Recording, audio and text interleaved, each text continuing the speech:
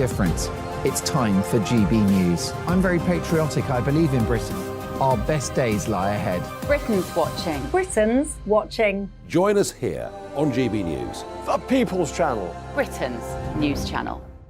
Join me, Patrick Christys, Monday to Friday, 3 till 6. We tackle the day's news agenda like you've never seen before. It's high tempo, high octane, the most controversial topics and the best guests. You will not be able to take your eyes and ears off it. I'm not afraid to ask the questions that you really want answered. 3 till 6 p.m, Monday to Friday on GB News, the People's Channel, Britain's news channel. GB News has its own late-night paper preview show, Headliners, where comedians take you through the next day's top news stories. You don't have to bother reading the newspaper, we've got it covered for you. Headliners, every night at 11 p.m, and repeated every morning at 5 a.m. We won't send you to sleep like some of the other paper review shows out there. GB News, the People's Channel, Britain's news channel.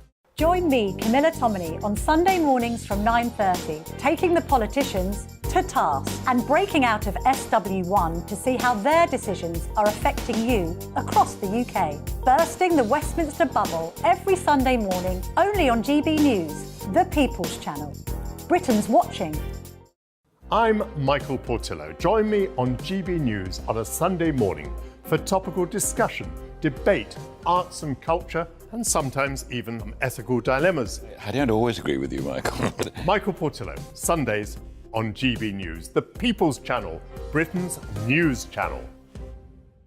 I'm Andrew Doyle. Join me at 7 o'clock every Sunday night for Free Speech Nation, the show where I tackle the week's biggest stories in politics and current affairs with the help of my 2 comedian panellists and a variety of special guests. Free Speech Nation, Sunday nights from 7 on GB News, the People's Channel, Britain's news channel.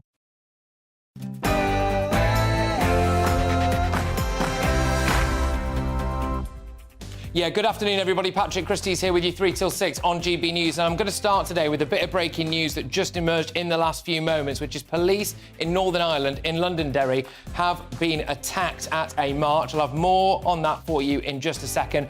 But we are also starting with the show about some Coronation controversy. That's right. Supposedly, Camilla is going to be using an ivory sceptre.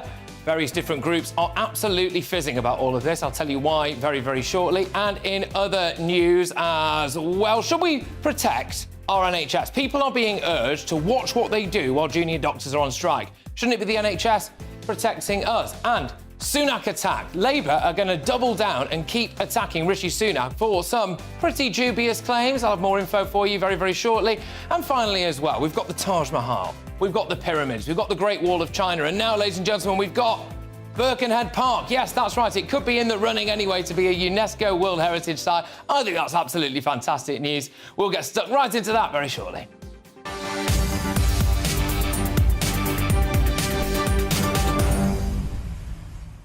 Get those emails coming in, gbviews@gbnews.uk. I want to know whether or not you think that Camilla should ditch that ivory sceptre, and whether or not you think as well that we should be going out of our way to not overstretch the NHS in light of these big, big, big doctors' strikes. gbviews@gbnews.uk. Get them coming in. But right now, it's your headlines.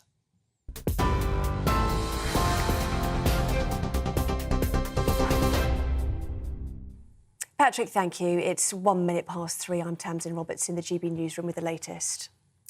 Well, some breaking news this hour. Police in Northern Ireland have come under attack in Londonderry. Missiles, including petrol bombs, have been thrown at a car during an illegal anti-Republican march. The force has been on high alert after the terror threat was raised over possible attacks targeting officers. The violence comes ahead of the Prime Minister's visit. Rishi Sunak will be in Belfast tomorrow to host US President Joe Biden, marking the 25th anniversary of the Good Friday Agreement. So that news just in, and we will, of course, have more on this story as we get it. NHS England says emergency care will be prioritised during the junior doctor strike. The 4-day walkout, which begins tomorrow morning, is being described as the most disruptive industrial action in NHS history. The health body warns the dispute over pay will mean appointments and operations will be cancelled, and there'll be immense pressure on both staff and services. Labour plans to launch more ads attacking the Prime Minister, the next one blaming him for crashing the economy. The Labour leader has defended the first post targeting Rishi Sunak, which suggests he doesn't want child sex abusers to go to jail. Writing in the Daily Mail, Sir Keir Starmer says he makes zero apologies for the ad. That's despite criticism from MPs, including those from within his own party, with Lord Blunkett calling it gutter politics. Shadow Attorney General Emily Thornberry says the criminal justice system is lacking. Keir Starmer has made it he's dedicated his life to ensuring that the criminal justice system works properly. And he feels very strongly about this and is being very blunt about it. And yeah, we stand by this. If Rishi Sunak really wanted to stop child sex offenders from staying out of jail, he could do something about it, but he is not doing anything about it. They are not taking their failures seriously, and they should be doing a great deal more than they are. Travel delays are expected as thousands of people return from their Easter getaways. Well, our South West of England reporter Jeff Moody is near Ilchester in Somerset. Jeff, you're by the A303, looking pretty slow there. It is. It's been bumper to bumper for most of the day, Tamsin. This is one of the main routes out of Devon and Cornwall. Most of the people that you can see in the traffic here have been heading down to Devon and Cornwall for the Easter weekend. They're heading back into town and they're stuck in traffic. Well, the RAC is saying that 17 million leisure trips by car would have taken place by this time tonight. 10,000 flights as well.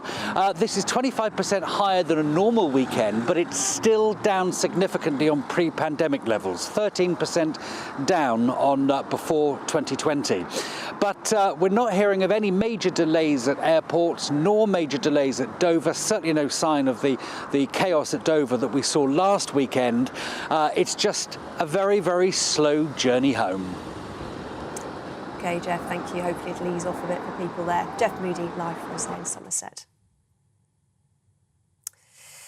The people receiving the state pension will see their payments increase by 10.1% from today. The move was confirmed by the Chancellor, Jeremy Hunt, in the autumn statement. Depending on the pension, weekly payments will rise to either £156 or £203. The mother of two British Israeli sisters who were killed in a West Bank attack has died in hospital. She was travelling with her daughters Maya and Rina D, who were 20 and 15 years old, when their car was targeted by a suspected Palestinian gunman. A funeral was held for the sisters on Friday. The Dalai Lama has apologised after footage showed him asking a young boy to suck his tongue. The 87-year-old Tibetan spiritual leader met the young boy at a public event where he also kissed him on the lips. In a post on social media, the Nobel Peace Prize winner said he often teases people in an innocent and playful way, but he regrets the incident and is sorry for the hurt it may have caused. New details have been unveiled about the King's coronation, including the procession route. King Charles and the Queen Consort will travel to Westminster Abbey in the Diamond Jubilee State Coach, a modern, air-conditioned, horse-drawn carriage. They'll only ride in the less comfortable gold carriage, first used in 1831 for King William IV, on the return journey. Crown jewels will also feature during the service, including the sovereign sceptre. Camilla will hold the Queen Consort's rod, which is controversially made from ivory. This is GB News. Now it's over to Patrick.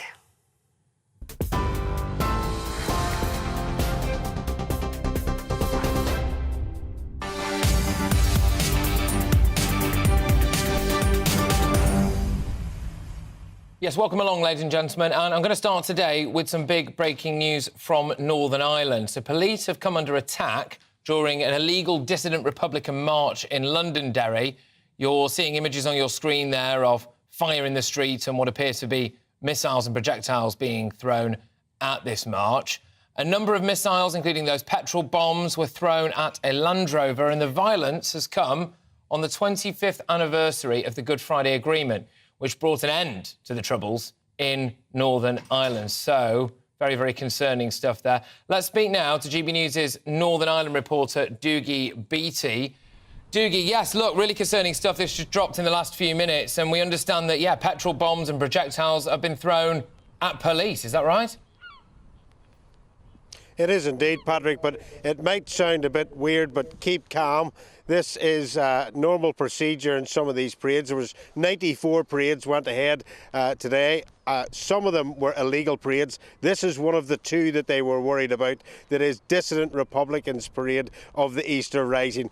Most years it starts off with trouble and they try to lure the police in. You will notice from those photographs that there is CCTV cameras on top of those Land Rovers. I have seen those Land Rovers up close and actually being hit with everything under the sun, and inside it the men are safe enough. What they are doing there is a monitoring procedure. They are looking at some young men and women who are being misled and opening up on the police service of Northern Ireland, and later on those images will be looked at and there will be arrests in those areas. So the police have chose to monitor the situation rather than go in hard at this point to take them down with riot charges, etc.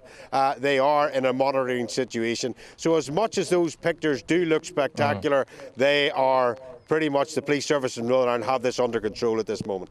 OK, look, Dougie, thank you very much. And it's something that we'll be returning to as and when we get a bit more information. Dougie Beattie there is GB News' Northern Ireland reporter. We will be monitoring that situation, so we'll bring you bang up to date as and when there are any developments. But yes, much more on that story throughout the afternoon. Now, though, to the controversy surrounding the decision to use a sceptre made from ivory in the Coronation. Now, GB News viewers can see the sceptre in question. It will be held on the Queen Consort during the ceremony, and there's been speculation that it would not be used, particularly given Prince William is involved in a campaign to stop the illegal trafficking of animal parts, such as elephant ivory, through his organisation United for Wildlife. Now, joining me is former royal correspondent Michael Cole. Michael, thank you very much. Now, Camilla has also already given way when it comes to the diamond that caused so much controversy, of course, and now it's the Koh-i-Noor diamond, and now there's serious question marks about whether or not she should be holding this ivory sceptre. And people are getting very, very bothered about it. Where do you stand on it? Do you think that she should ditch it? Well, no, I don't think she should, because this beautiful jewel, which is made of 3 pieces of elephant ivory, dates back to 1685, and it was made for the Queen of James II.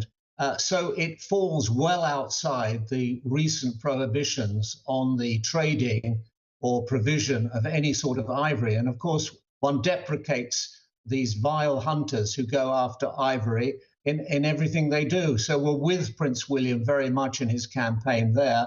But this is not going to help an elephant by banning something that is more than 300 years old. And it is a very beautiful piece of craftsmanship by the jeweller who made it at the time. You say, and you're quite right, of course, the new Queen, Camilla, has avoided the controversy over using a crown which would have incorporated the Koh-i-Noor diamond. Koh-i-Noor, which means mountain of light. Now, that diamond is very controversial. It's the original blood diamond, if you will, and it's claimed by 4 other nations, apart from Britain, which actually possesses it. It's claimed by Afghanistan, Iran, Pakistan, and of course, India. So the Queen Camilla, as she will be crowned, will be wearing the crown of Queen Mary, and that has a beautiful diamond, or several beautiful. In fact, it's got 2,200 beautiful diamonds in it, but it features the Cullinan diamond, or pieces of the Cullinan diamond, which came from South Africa. So I think, of course, there's going to be controversy about that, but all these things have to be taken into account. I think on this occasion, tradition must trump modernity. Well, that's the line, isn't it, Michael? That is the line, that this is part of tradition and that there's pomp and ceremony. And it is also worth noting that the ivory staff which Camilla will use was made in 1685 for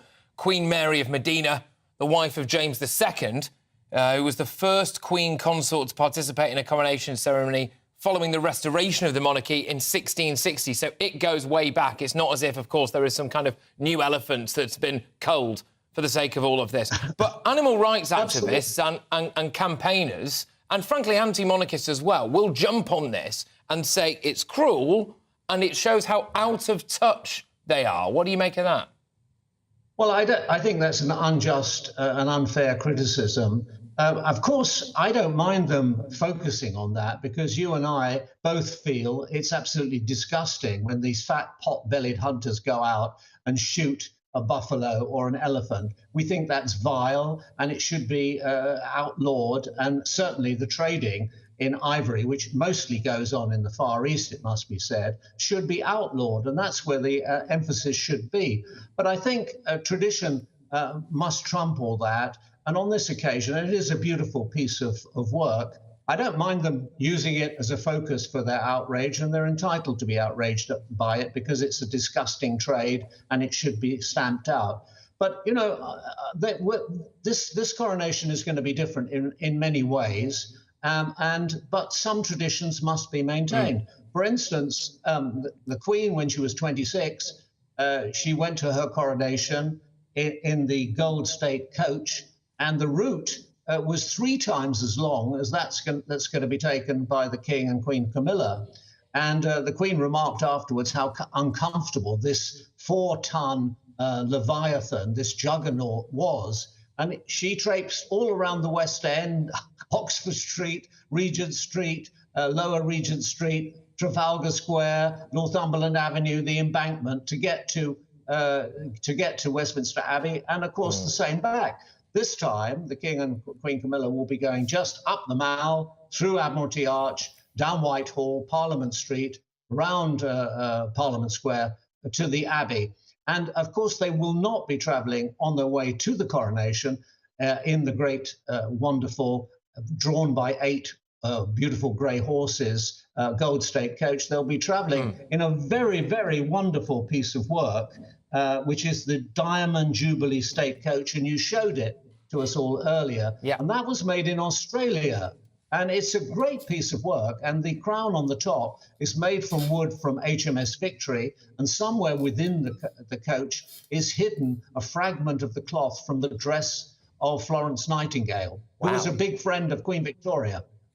That's unbelievable. Fantastic stuff, Michael. Great way to start the show. That was Michael Cole there. He's a former royal correspondent who's been doing a lot of research when it comes to everything we can expect from the coronation. Now, that element of controversy, OK, we're going to be delving into a little bit later on in the show as well. I've got a couple of animal rights activists on. Let us know what you think. gbviews@gbnews.uk. Do you care that one of the sceptres that Camilla is going to be holding is prominently featuring ivory in it? Of course, people are saying now this means they're out of touch.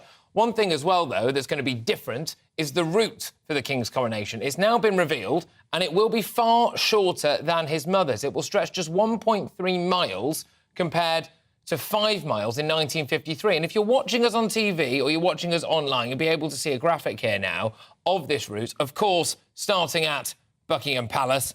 And they will travel, their Majesties will travel from Buckingham Palace in the King's procession to Westminster Abbey. And the King's procession is going to be a coach accompanied by the Sovereign's escort of the Household Cavalry, created for Queen Elizabeth II to commemorate the 60th anniversary of her reign in 2012, as Michael was saying there.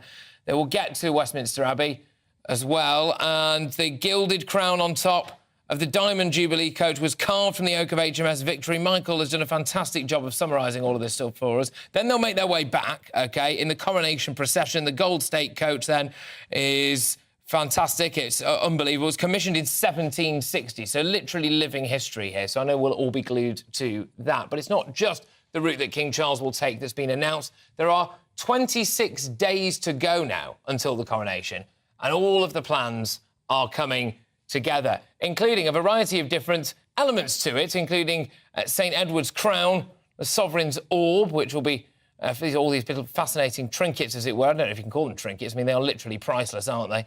There's even been a special coronation emoji commissioned, which no doubt we will all be using. We've spoken a lot about the Jubilee coach and the Golden State coach, that coronation sword, and, of course, the coronation spoon, believe it or not, as well. So, yes, we're giving you more detail, of course, and all of these fascinating little elements of the coronation. But moving on from that, I want to talk about something that absolutely affects all of us, and that is that there's going to be an absolutely whopping great big junior doctor walkout in the coming days. But I wanted to delve into 2 different angles on this throughout the course of this show. The first one is, why are so many doctors moving to different countries, and where are they moving to and why? And also, as well, I wanted to ask you whether or not you thought that you had to do your bit now to protect the NHS, because the public is being warned to mind what you do, don't do anything too risky, because the NHS is going to be on its knees as a result of this strike. And I'm not really sure that's fair enough, is it? Isn't it supposed to be there to protect us? But there are stark warnings from the people who work in the NHS. The National Medical Director for NHS England, Professor Sir Stephen Powis, says this week's junior doctors' strike will bring unparalleled levels of disruption to the health service. Junior doctors are walking out for 4 days from tomorrow as they continue to demand whopping 35% pay rises. And it's been claimed that up to 350,000 appointments and operations will be cancelled this week. It's going to mean that there's a huge backlog, adding to the already existing backlog that we've got. But I'm joined now by GB News' Deputy Political Editor, Tom Harwood. And Tom, I was reading with some interest, and I really wanted to shine a light on this. The amount of people who are leaving our NHS to go and work in Australia and Canada. And it got me thinking, why? Oh, frankly, both in Australia and in Canada, if you're a doctor, you can be paid more. That's the bottom line. But if we dive more deeply into this, we've got some big questions that arise. Australia spends less on its healthcare system than the United Kingdom does. Less as a proportion of GDP, less as a state percentage of funding as well. So we begin to ask the question, why then can Australia afford to, with a smaller budget, pay doctors, nurses and everyone else more? And that's when you get into the structure of the thing. These three countries, Canada, the United Kingdom and Australia, all have free at the point of use, universal healthcare, but they deliver it in very different ways. The UK's is the most centralised of the three, and it is the most state-controlled of the three. OK, right, so this is really where we get into the important detail of it, because our NHS here at the moment is a sacred cow. So we're pumping billions and billions and billions of pounds into it. The people who work in it don't appear to be happy. I'm damn sure the patients aren't that happy, a lot of them. So in Australia and Canada, they do things differently. Would I be wrong to say that some people who work here at the minute are not happy with the amount that they're paid, and they're not happy with the structure of the NHS, but they don't want us to change anything because it's like a protected species? Meanwhile, they're booking their flights to Australia to go and work there, to get paid more, to work under a better system. There does seem to be a bit of a disassociation there in terms of what people are willing to go and work in and what actually takes place here. Whenever there's a suggestion of a reform, of whether it's more market elements within the NHS, whether it's being able to deliver things more similarly to the way that many European countries actually deliver their healthcare systems, whether that's greater private sector involvement, encouraging people who frankly can afford to get private healthcare, to alleviate that pressure, very often the people who are saying no to those reforms are the same people who are very willing to go to other countries that have those reforms. Let's just take an example of Australia for a second, because you remember the furore in the United Kingdom, whether or not the Prime Minister had private health insurance. It went on for weeks. He ended up standing up in the House of Commons and declaring, I do not have private health insurance. In the UK, we sort of persecute people for having private health insurance. In Australia, you get taxed more if you're a high-income person who doesn't have private health insurance. It's precisely the opposite way around. You're encouraged to take up private health insurance, so that puts more money into the system and alleviates pressure from those who genuinely can't afford it. OK, so when people now are going on strike over a 35% pay rise that they want, they are, a lot of them, going to move to Australia to be paid around 3 times the salary over there in a system that they would not allow us to implement over here because they would say that it was morally wrong. They would say that this was a marketisation of healthcare, that this was putting profit before people, that this was not the way that a healthcare system should be run. But if we look at the way that the NHS is run, it's relatively unique. In the entire Western world, there are lots, I should really stress, there are lots of ways to deliver universal, free at the point of use healthcare. That's not in contention here. All of these countries that we're discussing deliver free at the point of use healthcare. The question is, how do they do it? But if we had an Australian-style system, just quickly, Tom, we presumably could afford to pay our junior doctors what they want. It would be really, it would depend how it was implemented, but certainly if we had the cash injection, particularly from the high net worth individuals, a greater sense of market for those that can pay, and a big social safety net, Medicare, as they have in Australia for those that can't afford it, there would be more money for those doctors and nurses. Tom, thank you very much. Good stuff. That's our Deputy Political Editor, Tom Harwood, just whizzing you through. Worth bearing in mind, I think, ladies and gents, worth bearing in mind as we stare down the barrel of another massive junior doctor strike and all of the knock-on effects that might mean and will mean for operations being cancelled, appointments being missed. GPs apparently going to have to swerve their own appointments there to try to help out when it comes to the NHS crisis that's looming large, and talks of a massive pay increase, all the while with people leaving our NHS to go and work in conditions abroad, which are deemed better. And, of course, that's before we've even got started on the wonderful weather. I'm joined now by Dr Charles Tannock, who is an NHS consultant. Thank you very much, Dr Charles. Great to have you on the show. I don't know if you just heard a bit of what Tom Harwood was saying there. People like me, and I'm hoping you might be able to educate me a bit here, but people like me are scratching our heads a bit because it does seem like we're being banned from doing significant reform to our NHS that might make the working conditions and the finances better for the people who work in them. People go on strike over it and then they just leave to go and join a system in another country that they wouldn't allow us to have here. Well, I mean, let me clarify. First of all, I've just retired from the NHS in September. I last worked in it in August, and I'm now fully retired from clinical practice. But yes, I was once a junior doctor for many years, and we had to work extremely hard in those days. And in fact, we probably earned less per hour than, in real terms, than is paid today. But of course, we did many longer hours because of the working time directive, reduced the amount of overtime done by junior doctors. But I am sympathetic because over the last 15 years, since the WTD's been in operation, junior doctors are effectively taking a pay cut in real terms of about 25%. And they're falling behind other professionals, lawyers and architects and so on, so engineers. So if we don't pay our doctors well enough, people will go into other professions, or as you say, they will emigrate to other jurisdictions where British training is well appreciated. And it is a huge investment in British training. We forget that when a doctor leaves the UK, it's the British taxpayer who paid for their training, and it's the Australian, Canadian, whichever government, which benefits from a fully trained doctor and doesn't have to pay for that training. So I am very sympathetic to the doctors. On the other hand, I'm also sympathetic to the service. Yeah. And I do think one of the problems with the NHS, it's become very bureaucratic, very management-led.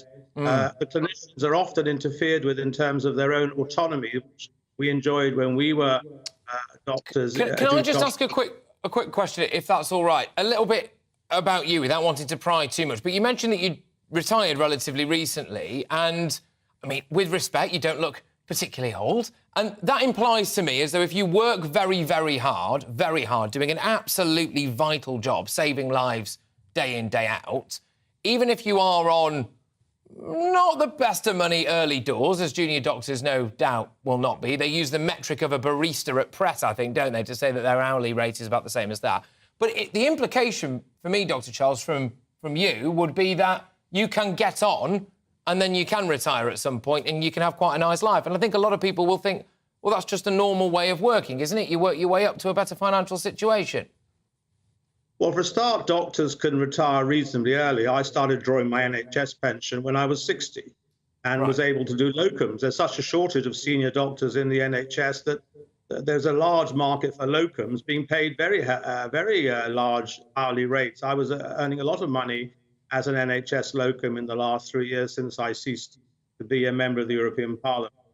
So that is unfortunate because it's costing the taxpayer a lot of money, and it's indeed the consultants and senior non-career doctor grades will have to pull their finger out tomorrow till Saturday to do the bulk of the heavy lifting if the junior doctors aren't there to give their support. And so, yes, there are flaws in the system, and I do think that needs to be looked at very carefully.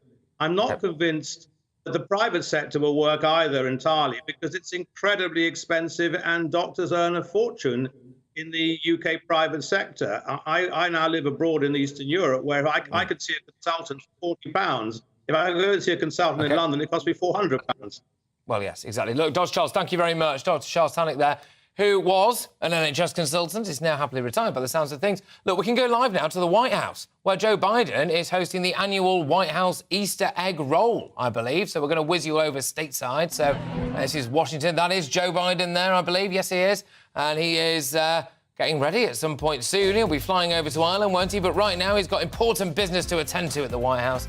where there will be the Easter egg roll. And, ladies and gents, I have some pretty big news about Joe Biden coming your way very, very shortly. You're not going to want to miss that. Stay tuned. It's all about family, being in people's living rooms, all the interaction and getting to know who our viewers and listeners are. When I was young, my dad used to say, "No, stop arguing." I wanted an outlet that would enable me to give my opinion. People are going through a really hard time right now, and I know that you don't feel like you're being listened to by the establishment. I came to GB News because it's the People's Channel, and I want the audience to have their say on the events of the day. We're dynamic. We do something different. Democracy shows that the wisdom of the nation is in its people. I get to travel to find out what the story is from a personal perspective. The British people aren't fools. We know when we're not being told the full story. We've got to work out how Britain moves forward from this. It's the best country in the world. The establishment had their chance. Now we're here to represent your views. Britain's watching. Britain's watching. Britain's watching. We're proud to be GB News. The People's Channel. Britain's news channel. Hello, I'm Michelle Dewberry, and you can join me every weekday 6 till 7 on Jubes and Kerr. You're an inspiration to us all. Clip that bit up. Well, you are. That's my ringtone. My political ambitions those days are gone, I can tell you. She's only teasing. Go on. He's probably going to want to lay down now. I'll give him 2 minutes to have one. Let's respectfully disagree. That's what we like on Jubes and Kerr. Come and join us. GB News, the People's Channel. Michelle Dewberry, weekday evenings at 6 o'clock. Start the day with GB News. We catch up on all the big stories you didn't hear the night before. And take a look at what the world's talking about this morning. That's right, Monday to Thursdays from 6 o'clock. It's Breakfast with Eamon and Isabel. Straight after breakfast, join us, Bev Turner and Andrew Pearce. We're going to take you through till noon. We'll be tackling the big topics of the day, including the things that the other channels just won't talk about. If it's happening here. Wake up to mornings on GB News. The People's Channel. Britain's news channel. I'm Simon Evans. Join me on GB News for Headliners at 11 p.m. What's the scoop? I'll be joined by two of the country's top comedians. That's right. As we take a look at tomorrow's newspapers tonight. We're going to get into trouble. If it's a big story, we'll be covering it. Spill some tea on him. There we go. But we'll also have some fun. I wouldn't stick up a bank.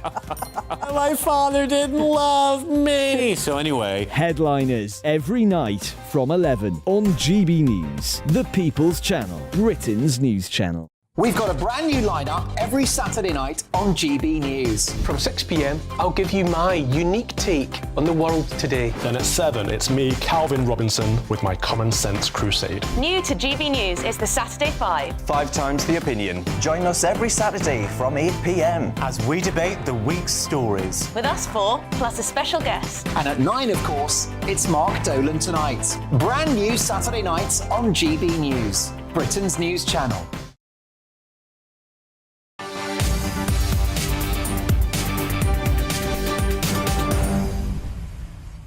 Yes, welcome back. I've got loads more coming your way between now and 4 p.m. Do you think that Britain is a racially just society? Apparently not, according to a new study.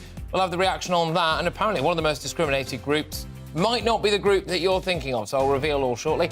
And the BBC has objected to being labelled as government-funded media on Twitter, but was the social media giant right to label it as that? But first, though, it's your headlines with Polly Middlehouse.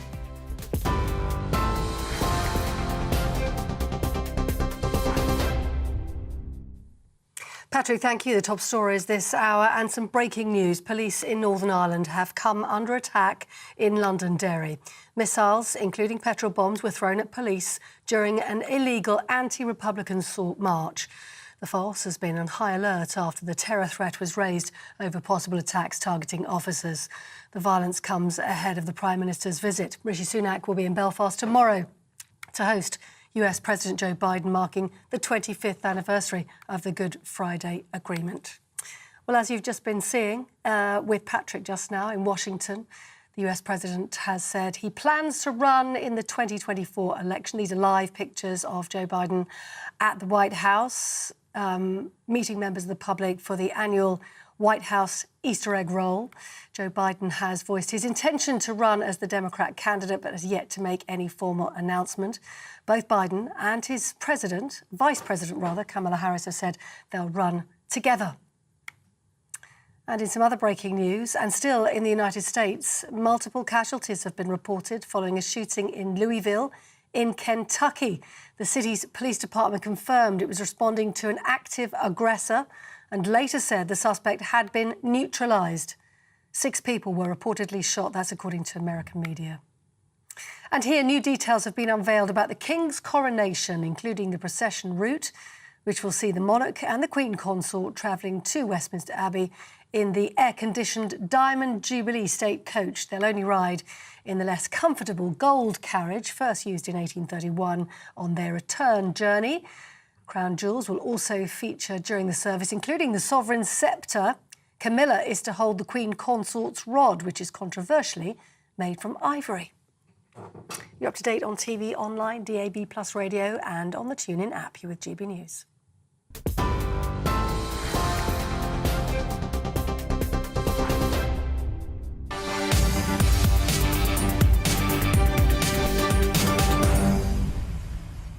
Now, to a report that claims Britain is not close to being a racially just society. A 2-year study says there is widespread inequality and racial discrimination at work, education, housing and dealings with the police in the UK. I want to show you now some of the key findings from this report. So, more than 60% of gypsy or traveller people say that they've suffered racist insults, property damage or physical attacks.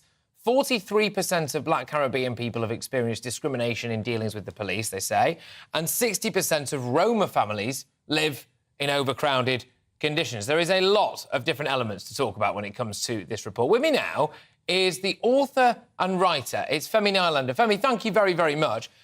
Now, forgive me, I'm just going to start by asking, the basis for this report, is it based off feelings or actual evidence? It's based, well, I mean, it's largely survey-driven, but it's not really to say feelings if someone's reporting their experience. If you get a question, the whole point of surveys are they're quantitative data. If you ask someone a survey question and it says, has your house ever been egged? And they say yes, then you trust that they're telling the truth. And if you have a survey-driven report which asks people whether they've experienced incidents of racial assault, incidents of physical assault, incidents of what kind of housing they live in, whether they live in social housing or not, generally we go with the results of what the surveys say. And so I wouldn't say it's based on feelings, even though it is a survey-driven report. The reason I asked that, the reason I asked that was because I read this report this morning, and I imagine millions of other people did as well. And I've got to be honest with you, I was very, very shocked by some of these findings, to the point where I don't want to seem like I was burying my head in the sand, because obviously I completely agree that plenty of people, too many people, face unspeakable discrimination and racism and stuff like that. But I look at some of the facts. Nearly a third of people from ethnic and religious minority groups reported racial discrimination in education and employment. Nearly a fifth say they experienced discrimination when looking for housing, which implies to me like a landlord would say no to them if they were of a particular ethnic minority. Nearly more than a fifth of all minorities reported experienced discrimination by the police. This rose to 43% of Black Caribbean groups, etc. I mean, can this really be true, that it's that widespread? I think it certainly can be true. Remember, this is a country which, not that long ago, had signs up saying no blacks, no dogs, no Irish. I mean, we've got to take people at things at face value. I mean, maybe you would be surprised by the findings, but that's probably partly because you're not an ethnic minority and you've never had these things happen to you. You've never been attacked after a night in a nightclub. I have. I've been attacked. I had to go to A&E with people calling me the N-word. You've never had issues with rental agreements and had people turn you down for a job because of what your name was. It sounded like an ethnic name. I know plenty of people who have had experiences that align with all of the things you just said. And I'm sure that a lot of the ethnic minorities who are reading this report wouldn't have been surprised at all. What they would have been surprised about is the findings of the Sewell report a few years ago, which did come up with some very, very dubious claims. Yeah, well, this is to build on the Sewell report, which some said obviously downplayed the nature of racism in this country. When it comes to the people who are experiencing some of the most racism, I suppose you could say, discrimination, I'm just going to read down the list. I've got gypsy/traveller at above 60%. Just below that, I've got other black. I'm not 100% sure exactly what that means, but there we go. Jewish at around the 57% mark. Mixed white with black African, mixed white with black Caribbean, Roma, then just Black Caribbean, etc. And then it does come down to white Irish, actually, and then you work your way all the way down the list there. Were you surprised at some of the discrimination against the traveller community, for example? Because I think when a lot of people think about racism and discrimination, they do think of ethnic minorities based more on skin colour than you would find, of course, with the predominantly Irish traveller community, for example. Are you surprised at that level of discrimination?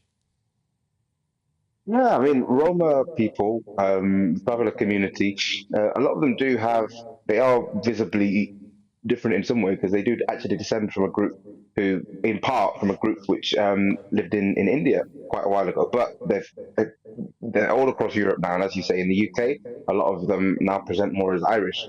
The reality is, though, because they travel and because they often don't have fixed abodes and because they move from kind of campsite to campsite and they're perceived in a certain way. And so it doesn't surprise me at all that in the UK there is a lot of negative sentiment against traveller communities and that they've reported that as part of their experience.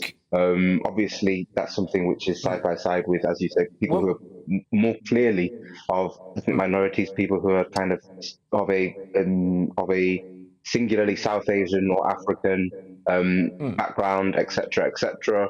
I mean, Jewish people came up in the report as well. A lot of them, prominently, and seem identifiably white, and you wouldn't know unless you spoke to them or you asked them or you looked at what they were wearing. Discrimination doesn't have to be solely about skin colour, but a lot of the time it is. Can I ask you another question about this as well? Because we had incidents recently, for example, in the Leicester area, which was based around some difficulties between the Muslim community there and the Hindu community there. And again, I think a lot of people would just assume that all of the racial issues in this country, I get that a lot of them are, by the way, I'm not trying to diminish that, but all of the racial issues in this country are white people against a variety of different ethnic minorities. But that, I think, is slightly misleading, isn't it? Because there are racial issues within different racial groups, which we're now seeing in the UK as well. What do you make of that? I think the UK has a particular history. The UK used to have an empire which spanned a quarter to half of the globe, and that means that the people who come to the UK now come to the UK from all over the globe, and we have a multicultural, ethnically diverse community.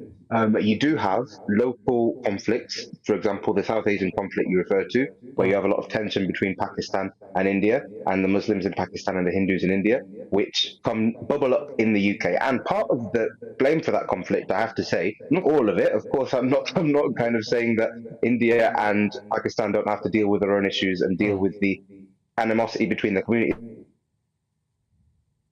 Oh, I think we've lost Femi. But part of it can be back down to partition and back down to how Pakistan... No, he's not. OK, all right, I was Femi Nalander there. What he was saying is, well, I did make enough of that out, and I'll just explain that to you. He's basically saying that because of the issues with the empire there, that maybe caused a lot of the problems that we're now seeing on the streets of Britain. Look, what do you make of this, ladies and gentlemen? This is that Britain is not close to being a racially just society.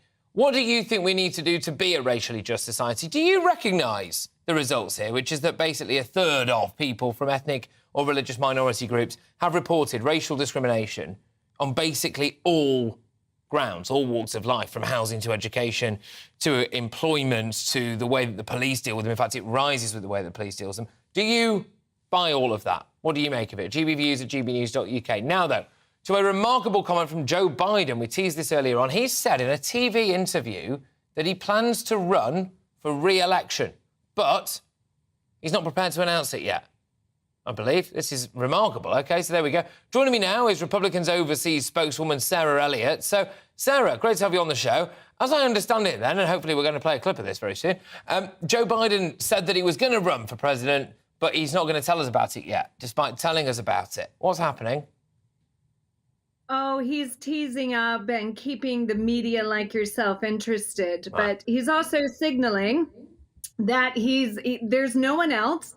He and Kamala are going to be the nominees and the candidates in 2024 for the Democrats. And any sense of if rivals or if there's anyone out there considering a run, you will have to fight the Biden machine. And so to me, it just signals that they think that Trump could very well be the Republican nominee. So it gives Joe Biden another opportunity at the White House because, quite frankly, he cannot win or compete with Ron DeSantis, if he is the nominee of the Republican Party. Someone who's youthful, vivacious, has a strong state behind him.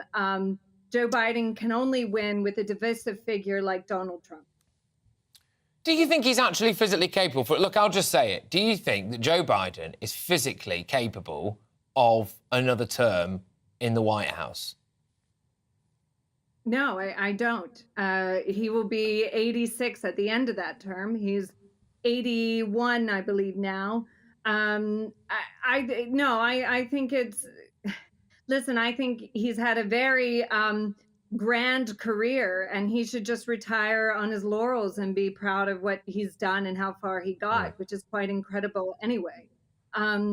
He's never had a great stellar reputation in the Senate as being a really bright light bulb or a leading senator. I mean, so the fact that he's become president of the United States, he should be very proud of that and enjoy his winter years with his family. But right now we have so many geopolitical threats as well as internal divisions.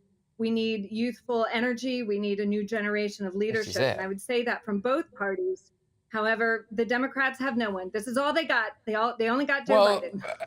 And part of the problem is, as well, in America likes to bang on, rightly so, about being this great democratic bastion. I mean, even famously, along with us, tried to bring democracy to a variety of different countries with limited success, it must be said. But if you know that someone is standing for election and that it isn't really necessarily going to be them running the country, then you're not really voting for them, are you? And then that, I think, calls into question the whole democratic process. But look, great to chat to you, Sarah. Thank you very, very much. Sarah Elliott there, who is Republicans' overseas spokeswoman, reacting to that news that Joe Biden, apparently anyway, is going to run again. But there we go. Now, pensions have gone up by more than 10% today. Is that fair? This always kicks off in the inbox. GBviews at gbnews.uk. Get them coming in, OK? Do you think it's fair? Young people will be screaming at the TVs and the radios now going, where's my 10% pay rise? I can't afford to get on the housing ladder. No doubt some of the more senior citizens out there, you legends, will be saying, well, we've paid into the system our entire lives. I can't go and get another job now because I'm too old, so I need this. It's only fair. Come on, get your views coming in thick and fast. I'm Patrick Christys, right here on GB News, and this is Britain's news channel. I joined GB News because I was sick and tired of not hearing my views being represented, not just mine, but so many people that I knew and spoke to. I just couldn't get my voice out there. I couldn't say anything. I couldn't do anything. Whatever the narrative was, I kind of had to follow it. GB News is there to provide a voice for those who have been ignored by the establishment media. We think different things. We've got a different style. GB News is here to be optimistic and positive about the future. It's real kind of dynamic and flowing, with the audience very much at the heart of it, like a big family. Here at GB News, we talk about the things that matter to you. Hearing the voices from right across our towns and cities, especially our towns. All sides of the argument represented with a heavy dose of opinion. We're on a mission here to make a difference. And the GB News family really is here for you, and whatever time of day you can watch or listen. Britain's watching. Britain's watching.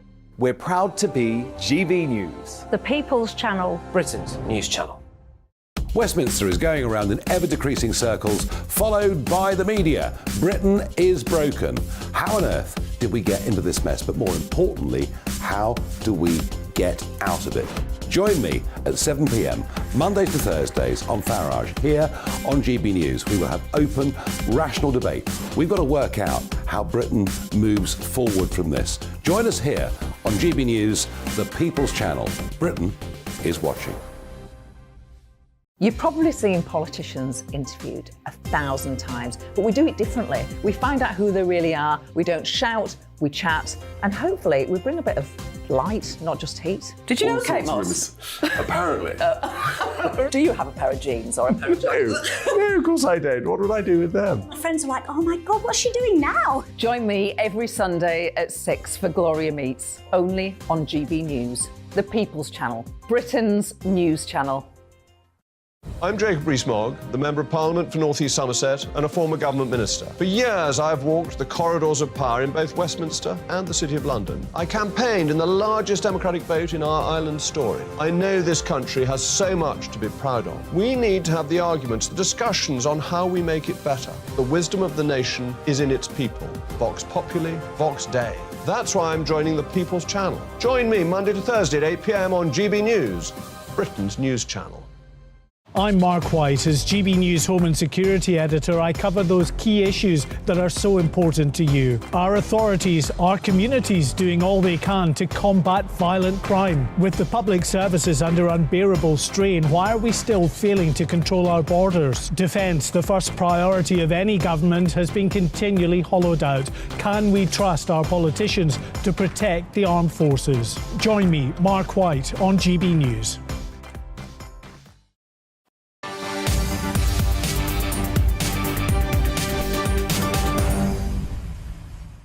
Welcome back. Now, some good news for more than 12 million pensioners in the UK. Their pensions have gone up by a massive 10.1% today. The increase is worth almost £19 a week, which sounds less massive, doesn't it? But there we go. I'm sure every little helps. And has come after the reinstatement of the government's triple lock guarantee, which was controversially suspended last year. Joining me now is GB News' East Midlands reporter Will Hollis, who has been speaking to people in Mansfield about the changes today. Will, yes, good stuff. So there's a high proportion of people in Mansfield, I believe, who are on the state pension. What have you found out for us? What have you gleaned? Yes, well, the state pension is going up by 10.1%. That's because it's in line with the Consumer Prices Index rate of inflation for September. 1/5 of people here in Mansfield get that state pension. So I've been asking them out on the streets this Easter Monday, is that going to be enough? Is it going to be enough to combat the cost of living prices rises? Oh, put it like this, 10.1% was the biggest rise I've ever had in my life. And where things are going now, what they've offered nurses, it's pathetic to what they've offered us. And I think, I'm not a greedy person, it probably won't cover everything what I really want, but I buy things I can afford. I don't buy things because I want them, I buy them if I can afford them. So I think that 10.1%, I'm quite happy with it. I am fortunate enough to have a small pension as well, but I think I'm also of the generation where you cut your cloth according to how much you're getting in. So I think that I've got the skills to be able to sort of make it work for me. But yes. It's good enough, but of course you can always want more, and that's the thing, but yes, it's good enough. Quite happy at the moment. And it's covering our costs. I've got a private pension as well, so I'm probably a lucky person in that much, yeah. As I say, I'm at an old system, and we're still on less, well short of £200. We're still nowhere near 10,000 a year, which is, in this day and age, is... But anybody that's on state pension, I feel really sorry. Just on state pension, I feel sorry for him because they're going to be really, really struggling. Patrick, just like the number that people will be getting in their state pension, the opinions vary. Of course, me and you, we're still far away from getting that state pension. We'll probably be 69 or 70 by the time that we can start earning it. It is, of course, a dangerous game trying to figure out whether people are of state pension age when you're asking them if they'd like to comment on this. I had a lot of people who said, I'm nowhere near the state pension age. Why would you assume that I'm that old? I was about to say you had such a tough job there, because it is an absolute nightmare when you've got to go and ask people about that kind of stuff and they go, well, I'm only 45 or something. Anyway, Will, thank you very much. Will Hollis there, who's been out and about and thankfully has not been clocked by someone who looks of debatable pension age in the Mansfield area. That was our North East Midlands reporter. Right, OK, so the BBC has objected after it was labelled as government-funded media on Twitter. The corporation claims it is independent and pointed out that it is funded by the public through the licence fee.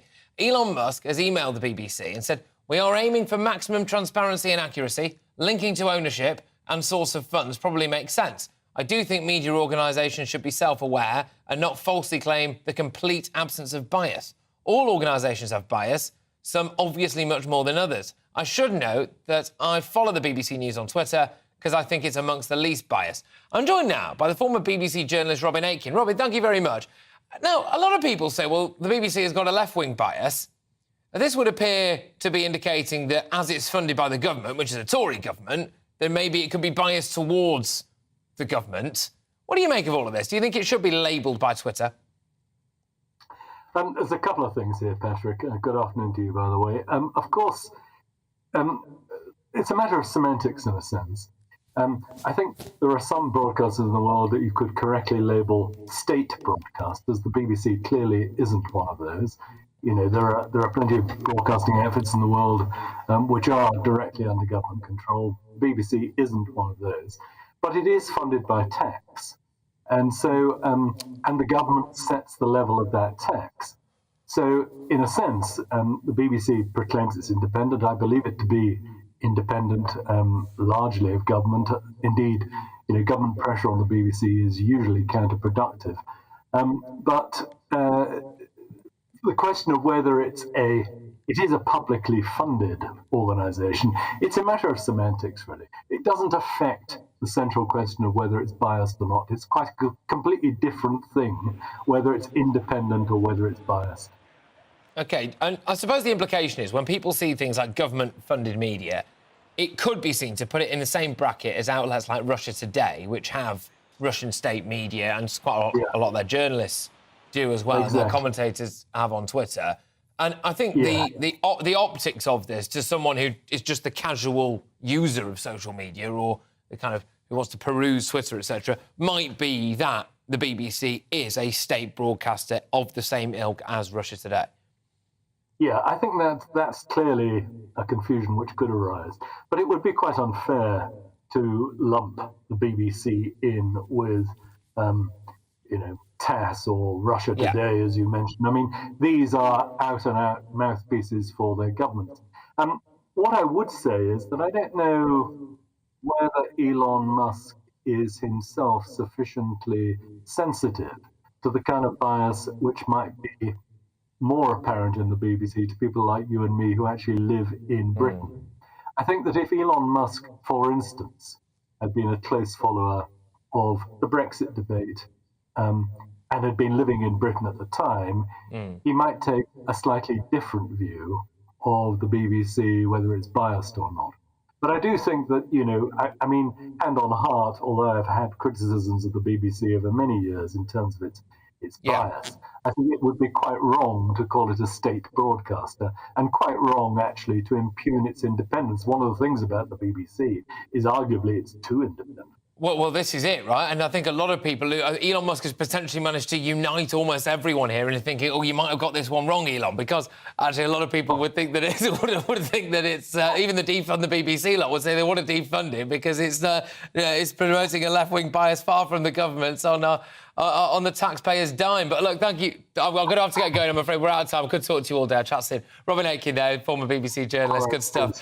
Look, ladies and gentlemen, thank you very much. Loads of emails coming in thick and fast, especially about the pension age as well. As a state pension person, I get very angry at people who say that the pension isn't enough. I can hardly survive on mine. I'm £60 a week worse off now. That's from Carol. So there we go. GBViews at gbnews.uk.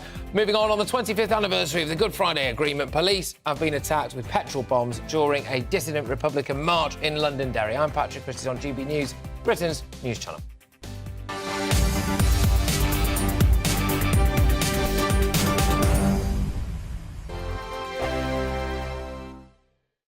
Monday to Thursday nights on GB News. At 6, it's Dubes & Co. 7 o'clock, Farage. At 8, join Jacob Rees-Mogg. And at 9, Dan Wootton Tonight, followed by Headliners. On TV, radio and online. This is GB News.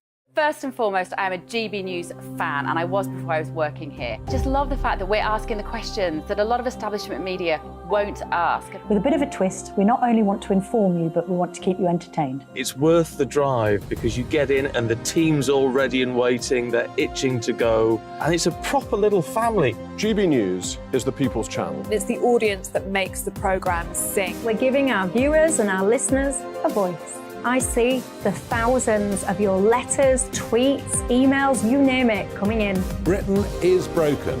How on earth did we get into this mess? But more importantly, how do we get out of it? The establishment had their chance. Now we're here to represent you. It's time for something different. It's time for GB News. I'm very patriotic. I believe in Britain. Our best days lie ahead. Britain's watching. Britain's watching. Join us here on GB News. The People's Channel. Britain's news channel. Join me, Patrick Christys, Monday to Friday, 3 till 6. We tackle the day's news agenda like you've never seen before. It's high tempo, high octane, the most controversial topics, and the best guests. You will not be able to take your eyes and ears off it. I'm not afraid to ask the questions that you really want answered. 3 till 6 p.m, Monday to Friday on GB News, the People's Channel, Britain's news channel. GB News has its own late-night paper preview show, Headliners, where comedians take you through the next day's top news stories. You don't have to bother reading the newspaper, we've got it covered for you. Headliners, every night at 11 p.m, and repeated every morning at 5 a.m. We won't send you to sleep like some of the other paper review shows out there. GB News, the People's Channel, Britain's news channel. Join me, Camilla Tominey, on Sunday mornings from 9:30, taking the politicians to task and breaking out of SW1 to see how their decisions are affecting you across the UK. Bursting the Westminster bubble every Sunday morning, only on GB News, the People's Channel. Britain's watching.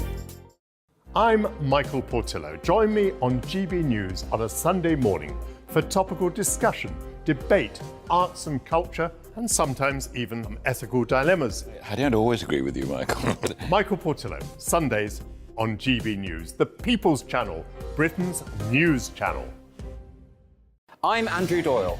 Join me at 7 o'clock every Sunday night for Free Speech Nation, the show where I tackle the week's biggest stories in politics and current affairs with the help of my 2 comedian panellists and a variety of special guests. Free Speech Nation, Sunday nights from 7 on GB News, the People's Channel, Britain's news channel.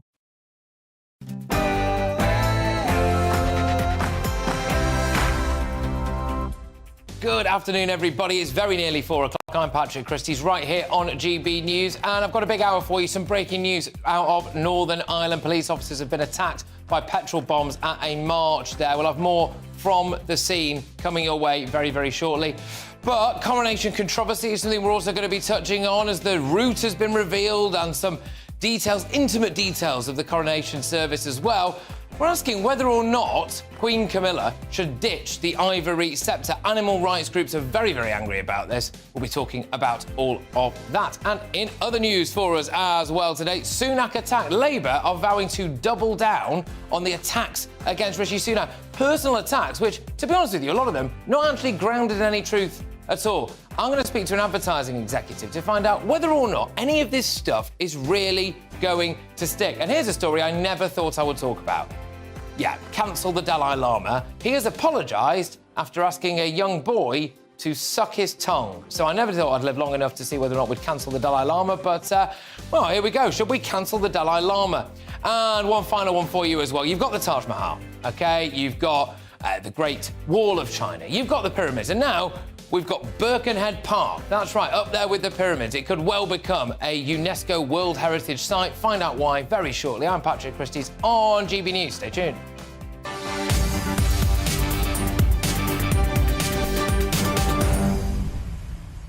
Get your emails coming in thick and fast. GBViews at gbnews.uk. What do you make of Labour's attacks on Rishi Sunak? I want to know. And whether or not you think that people who want to protest against the coronation should just take a day off and do one. GBViews at gbnews.uk. But right now, it's your headlines with Polly.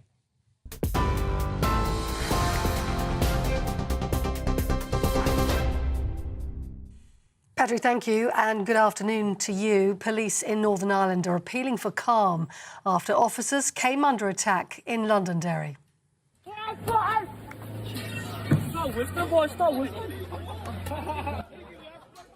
Missiles, including petrol bombs, were thrown at a police car during an illegal anti-Republican march. The force has been on high alert after the terror threat was raised following warnings of possible attacks targeting officers on Easter Monday. The violence comes ahead of the Prime Minister's visit. Rishi Sunak will be in Belfast tomorrow to host US President Joe Biden, marking the 25th anniversary of the Good Friday Agreement. And in Washington, the US president has said he plans to run in the 2024 election. Joe Biden has been meeting crowds with the First Lady at the annual White House Easter egg roll. He's voiced his intention to run as the Democrat candidate, but is yet to make a formal announcement. Both Biden and his Vice President, Kamala Harris, have said they'll run together. And staying in the United States, 5 people have been killed in a shooting in Kentucky. Shortly after confirming the incident in Louisville, police said the attacker had been neutralised and no longer posed a threat to the public. The FBI is also on the scene, which is surrounded by a heavy cordon. Here in the UK, NHS England says emergency care will be prioritised during the junior doctors' strike. The 4-day walkout, which begins tomorrow morning, is being described as the most disruptive industrial action in NHS history. The health body warns the dispute over pay will mean appointments and operations will be cancelled, and there'll be immense pressure on both staff and services. Let's just take you back to the story about that shooting that we had for you a few moments ago concerning the loss of life in Kentucky. 5 people killed in a shooting there. We told you that shortly after confirming the incident, police said the attacker had been neutralised. We understand there is a news conference that is taking place at the moment in Louisville, Kentucky. Let's see if we can show you live pictures of that now. And we understand the police department are about to talk. Let's listen in.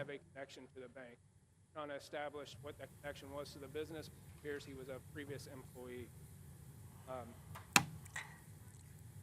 Some difficulty with sound there coming to us from that shooting in Kentucky. We understand the governor, Andy Beshear, has tweeted to say that he is travelling to the scene of the shooting and he's urging all people to pray for the families impacted and for the city of Louisville. We're also hearing the mayor of Louisville, Mayor Craig Greenberg, has shared the latest police updates about the shooting, which he has commented are tragic. The police, who, as we said earlier, have been joined by the FBI, confirmed the shooting happened at the Old National Bank.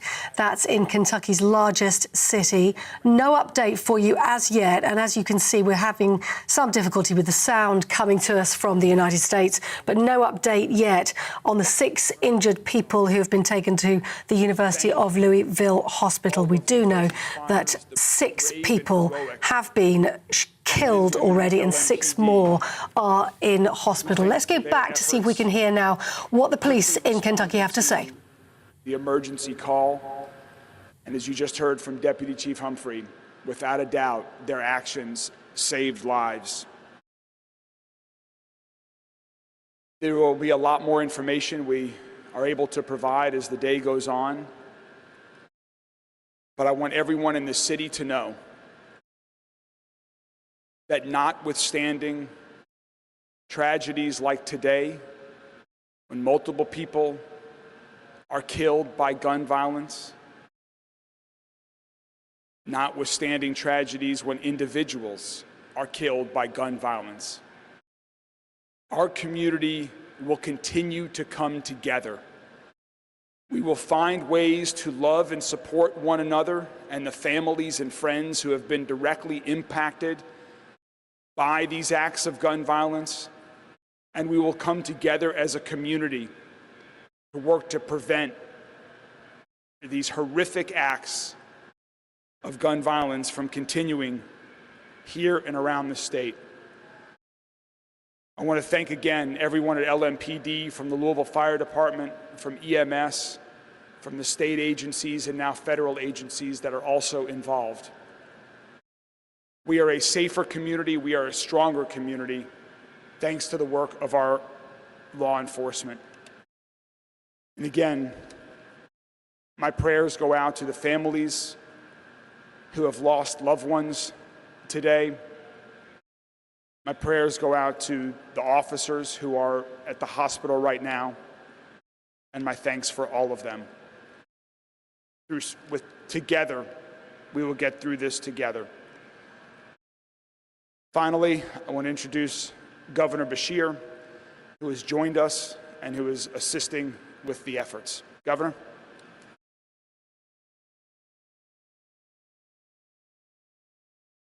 I want to start by thanking the brave heroes in LMPD and our other responding organizations. LMPD made it to this scene in a matter of minutes after receiving the call, and there is no doubt in my mind that their efforts saved lives and they put their own on the line. And we have at least one officer in surgery right now that is there. because he took those actions to try to protect the people of Louisville. I want to thank Louisville Fire, Louisville Metro EMS, and Emergency Management and the Louisville Sheriff's Office for the immediate response. They've now been joined by the FBI, ATF, Homeland Security, Kentucky State Police have requested in the Louisville Office of Safe and Healthy Neighborhoods in this response. This is awful. I have a very close friend that didn't make it today. And I have another close friend who didn't either, and one who's at the hospital that I hope is going to make it through. So when we talk about praying, I hope people will. For those that we are hoping can make it through the surgeries that they're going through, and then we've got to do what we have done these last 3 years after everything. We've got to wrap our arms around these families. And to everybody who needs it, don't be afraid to get some help.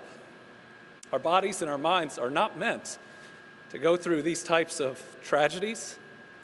And so I hope that all the brave officers that stepped into the line of fire, that are worried about one of their fellow officers, will reach out for help when they need it. I hope every one of those bank employees and folks in that building, one that I know well, and my AG campaign was out of that building. I know virtually everyone in it. That's my bank. I hope that they will all reach out and get the help that they need. There are a lot of people that are hurting today. And if we have a place to focus our energy, I hope it is to surround them with the love and the compassion that we have been so good at showing one another.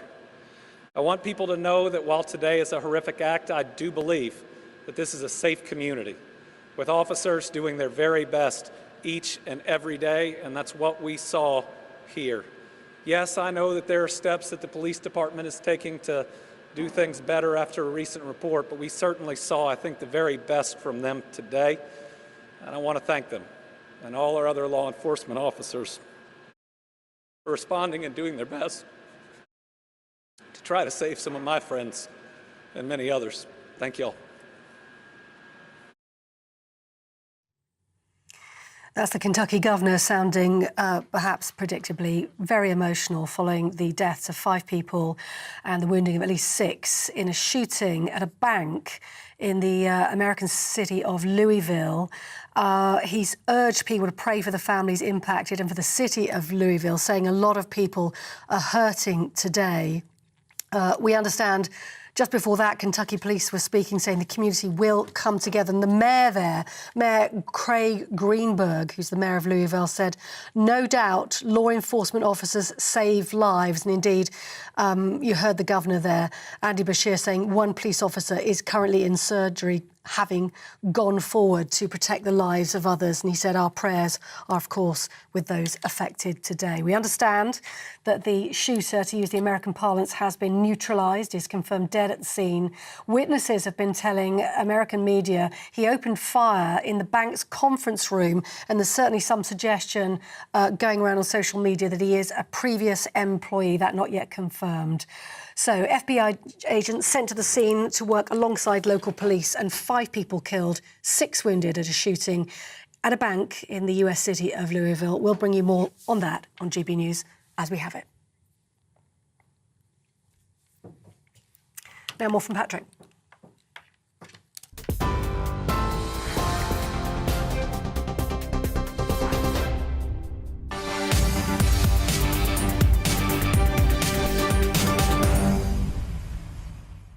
Thank you, Polly. Welcome back, everybody. Now, we start in Northern Ireland, and police have come under attack during an illegal dissident Republican march in Londonderry. A number of missiles, including petrol bombs, were thrown at a Land Rover. The violence has come on the 25th anniversary of the Good Friday Agreement, which brought an end to the troubles in Northern Ireland. And just if you are watching us on TV or online at the minute, you will be seeing footage of this as the march taking place. Projectiles, clearly some fireworks, as well as petrol bombs being lobbed at what appears to be a police van. I'm going to go live now to GB News' Northern Ireland reporter, Doogie Beattie. And Doogie, it's a massive, massive little period of time, this, for Northern Ireland. The 25th anniversary, of course, of the Good Friday Agreement. They're getting ready for the President of the United States to visit, and now this as well. You were talking to me earlier on, and you were saying that we shouldn't worry too much about the fact that police have actually been petrol bombed at this particular incident. Your latest on this? Well, it does sound ridiculous, but the PSNI are an absolutely fabulous force. They were born of another force that was well used to dealing with public disturbances. In fact, they teach their tactics all around the world. And what they are doing at this moment in time is monitoring the situation. And that sounds horrific, that they're sitting in a Land Rover, a snatched Land Rover, that is very heavily armoured, and it is on fire with petrol bombs hitting it. I've seen it many, many times. What they are doing there is picking out faces. And later on in the week, you will find many, many arrests in these areas. In fact, all through Derry, Londonderry, people will be walking in the streets and all of a sudden arrested because the software that these police forces have, even when their faces are masked, they can very much have a good identification of who it is that is throwing those bricks and bottles at them. Although this can turn nasty very, very quick. And really the time to watch here, Patrick, will be in and around from about 8 o'clock onwards, because when darkness falls, those tactics that the PSNI are using to sit off and not go in so much can all of a sudden be disturbed when ballistics can actually come onto the street. And at that time, when you do your training in this, you will see when the police get inside the vehicles, they know that there's a ballistics threat and to get away from those vehicles as far as you can. So those officers in there are in for a night of it, I would imagine. We will know at about 8 o'clock this evening whether these areas are calming down or not. Now, this was one of two parades that were marked as contentious and illegal parades. There was a lot of paramilitary regalia and so forth there in this parade. It takes place every year, and most years it is contentious, and in most years violence comes of it.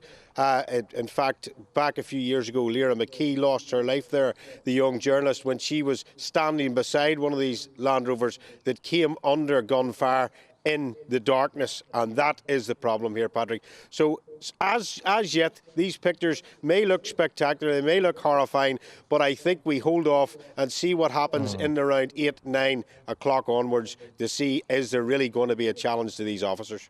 Absolutely. Doogie, thank you very, very much. Doogie Beattie there, GB News' Northern Ireland reporter. Watch this space is very much the message from Doogie as we all hold our breath, and fingers crossed there isn't an escalation of tensions and violence there, but we'll bring you the latest if indeed there is. Now, to the controversy surrounding the decision to use a sceptre made from ivory in the coronation. GB News viewers can see the sceptre in question right now.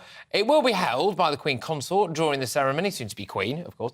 There had been speculation that it would not be used, particularly given that Prince William is involved in a campaign to stop the illegal trafficking of animal parts, such as elephant ivory, through his organisation United for Wildlife. King Charles himself is also involved in the prevention of use of ivory, despite the fact that his wife will be clutching onto a piece of ivory during the coronation. With me in the studio now is someone who proved to be a fan favourite last time when we were talking bizarrely about tomatoes that don't scream.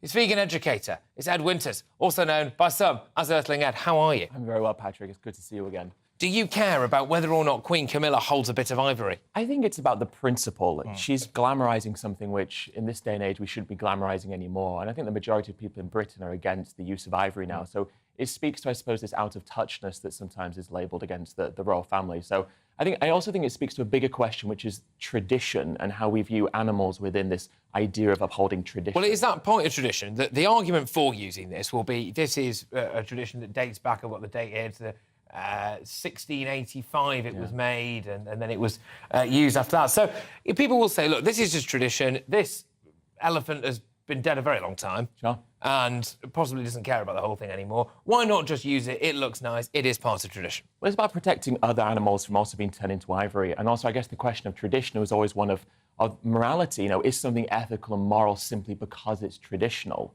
I mean, I know we had a little back and forth last time. I'd love to maybe pose that question to you then. I mean, obviously it is traditional, but does that in and of itself make it ethical? I just don't know why people should necessarily care about this particular thing right now, because when we have a look at the fact that we've got, you know, the Ivory Act of 2018, which is a near total ban. So what have we done today now to do? We have sorted it, and the royal family, at least as ceremonial figureheads, some would say, have been pivotal in helping to drive forward things like the prevention of the ivory trade, etc. So, for me personally, I don't know why there should be a massive public backlash to this thing that already exists. It's not like we made it. It's already, whether we see it or not on the day, it's still sitting in a cupboard. But it also empowers poachers to think, well, hang on a minute, if the royal family of Great Britain are promoting this, then what's wrong with us going out there and producing more? So it's about how it's viewed on the national stage as well. So I think we should definitely think about that.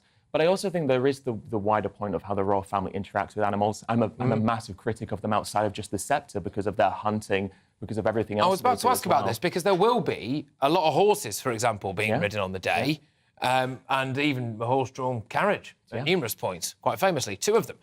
How do you feel about that? Well, I think when we view something from the position of an animal, we should think about it from their best interests. You know, does the horse want to be parading through London? Does the animal want to be hunted by the royal family? Do lambs want to be slaughtered for Easter? I think when we think about traditional practices, we should view them from the perspective of the victim in that scenario. And when we do that, it's easier to empathise with what they're enduring and think, well, hang on a minute, perhaps we should think about their best interests and not exploit them for something that undeniably they don't need to be involved in. Can I ask you a bit about how you just view the royal family? Are you pro-monarchy or not? No, I'm not pro-monarchy, which I know is probably not the answer that a lot of viewers on this channel would want to hear. I believe, like traditions, the use of animals, that tradition should always be updated and culture should modernise. And so whilst I'll definitely applaud any modernisation that happens in the royal family, I think there's something traditional or something that's fundamentally archaic, such as, you know, the sceptre being one the reason why I asked that was I just wondered whether or not, if you just oppose the whole thing anyway, are you maybe in the best position to talk about it from this perspective? Well, I think you probably know me quite well by this point, Patrick, that I oppose the use of animals, whether it's done by you know, a family who are obviously very wealthy and inherited inordinate amounts of wealth, or people who are just regular like you and I who don't need to participate in animal exploitation. The position I have is not one that's biased against the royal family because of who they are. It's a position of saying, hang on a minute, if we can stop the glorification of animal abuse and remove animal suffering from our everyday lives, morally that's what we should be doing. Some could argue that the use of this ivory sceptre is actually a good thing, because without it, you and I wouldn't be having this conversation. You and I wouldn't be talking about the use of even horses during the actual ceremony, etc. as well. So maybe something like this, which already exists, again, you know, it's important to say it's not like an elephant that's just been culled for the sake of this thing, that actually now this has brought it to the fore in a way that it wouldn't have been done earlier. Potentially. They've also missed an opportunity. If Camilla said, because of the conversation around ivory and the fact that it is immoral, if I was to donate this to a museum like the Natural History Museum, or to make a statement of it, you and I could still have the same conversation, and we could use the sceptre as a statement of why things like ivory belong in the past, belong as a relic of our history, rather than something that we're taking into the modern world as well. Do you think someone's fundamentally a bad person if they come out and say, you know what, I actually just quite like ivory? Oh, absolutely. That's an immoral thing that's an immoral position to take, because we're treating animals as commodities, as objects who we can kill just to produce something that we think looks nice. At the risk, and I teeter on the edge of doing this every single day, but at the risk of going full Alan Partridge. Yes. What if the animal's already dead? Well, it's a supply and demand in many ways. So the sceptre, obviously, that came from an elephant who was killed a long time ago. But again, it's about glamorising it and saying, hang on a minute, this is something that the royal family in Great Britain think is great, and they're parading on the national stage. I want to go out and buy some fresh, some new, some virgin ivory, and that will involve animals being killed to produce that. All right, thank you very much, as ever. Thank you, Pleasure to have you in the studio yet again. Earthling Ed there, Ed Winters, good stuff. Right, let us know what you think of that. GBViews at gbnews.uk. But the route for the King's coronation has also been revealed, and it will be far shorter than his mother, stretching only 1.3 miles, only, that's still quite a long way, especially for the horses, compared to 5 miles in 1953. Eagle-eyed viewers there on TV and online will be able to see this route, so obviously we're starting there, aren't we, at Buckingham Palace? It'd be a bit weird if we started anywhere else. The Diamond Jubilee stagecoach will be the first coach that's used, and it will gradually make its way. The King and Queen Consort will be in that, and it will gradually make its way, of course, to Westminster. And then, surprisingly, it will make its way back again. There will also be some really interesting things on display. Not just, of course, the gold state coach, which, I'm reliably informed, is a lot more uncomfortable than the coach that they use on the way there. Apparently, it's known as a bone shaker. And the Queen Consort and the King will be heading back there, of course, to Buckingham Palace. A much shorter route, which actually has caused a lot of issues for people who are desperate to actually see this event in real life. You get a lot of people who camp out, etc. They were hoping they'd take a much longer, windier route, so more people will be able to see it. But no, alas, you are going to have to start camping out very, very early if you want to get a glimpse of our new king. But, of course, it's not just the route that King Charles will be taking that's been announced. There are 26 days to go until the coronation, and all of the plans are coming together. We've heard quite a lot there, haven't we, about the sceptre. We're also hearing that St Edward's crown is going to be used, and it's the sovereign orb as well, which I referred to as a trinket earlier and got a rather lot of pushback in the inbox because people were very quick to inform me that it is absolutely a priceless and historic artefact. I think one for the younger people, there will be a special coronation emoji. But given that Robert Peston has his own emoji, I think it probably diminishes the value of that somewhat. Coronation sword, the Jubilee coach, the Gold State coach, and even a coronation spoon. So there we go. Coronation spoon is the anointing, which is a big part of the ceremony. And this spoon is a vessel which carries the holy oil. Just quickly, actually, sorry about this, just bring this on here. You know the anointment oil's vegan?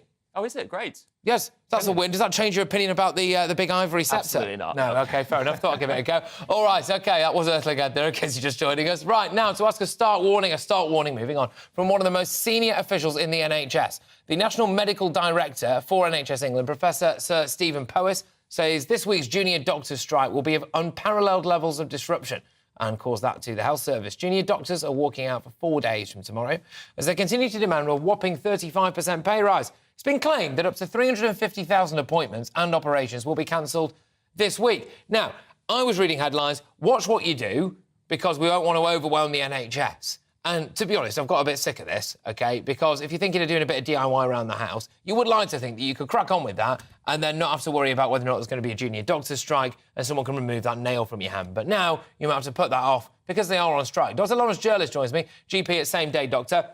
Dr Lawrence, should the public be asked to fundamentally change the basic way that they operate in order to protect our NHS?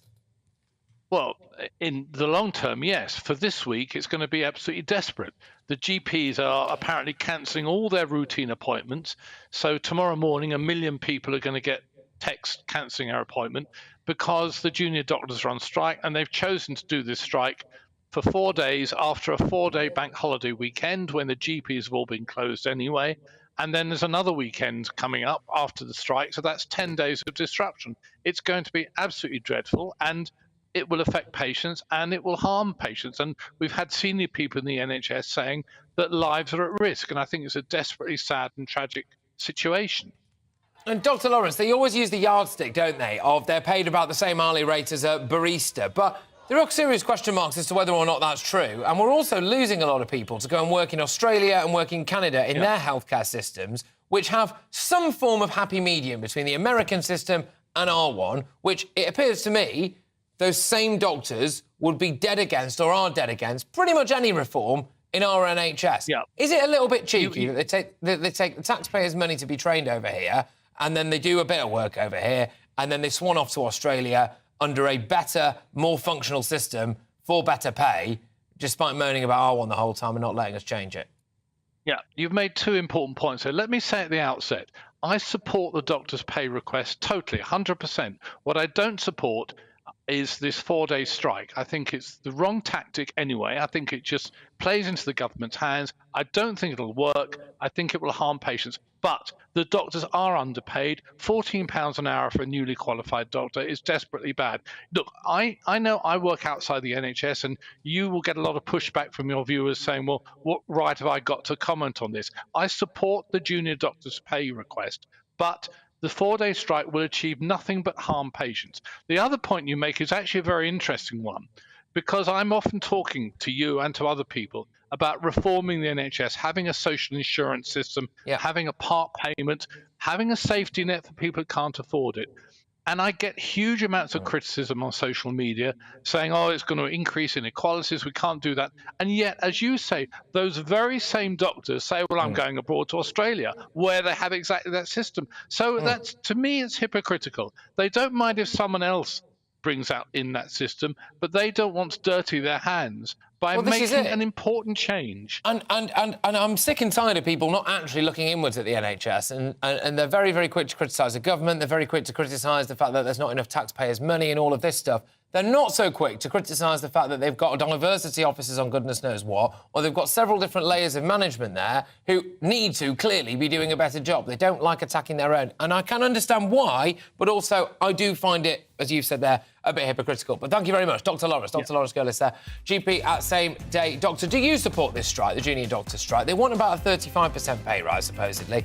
It depends which metric you use. They've either had a 19% or 16% cut in real terms over the last 25 years.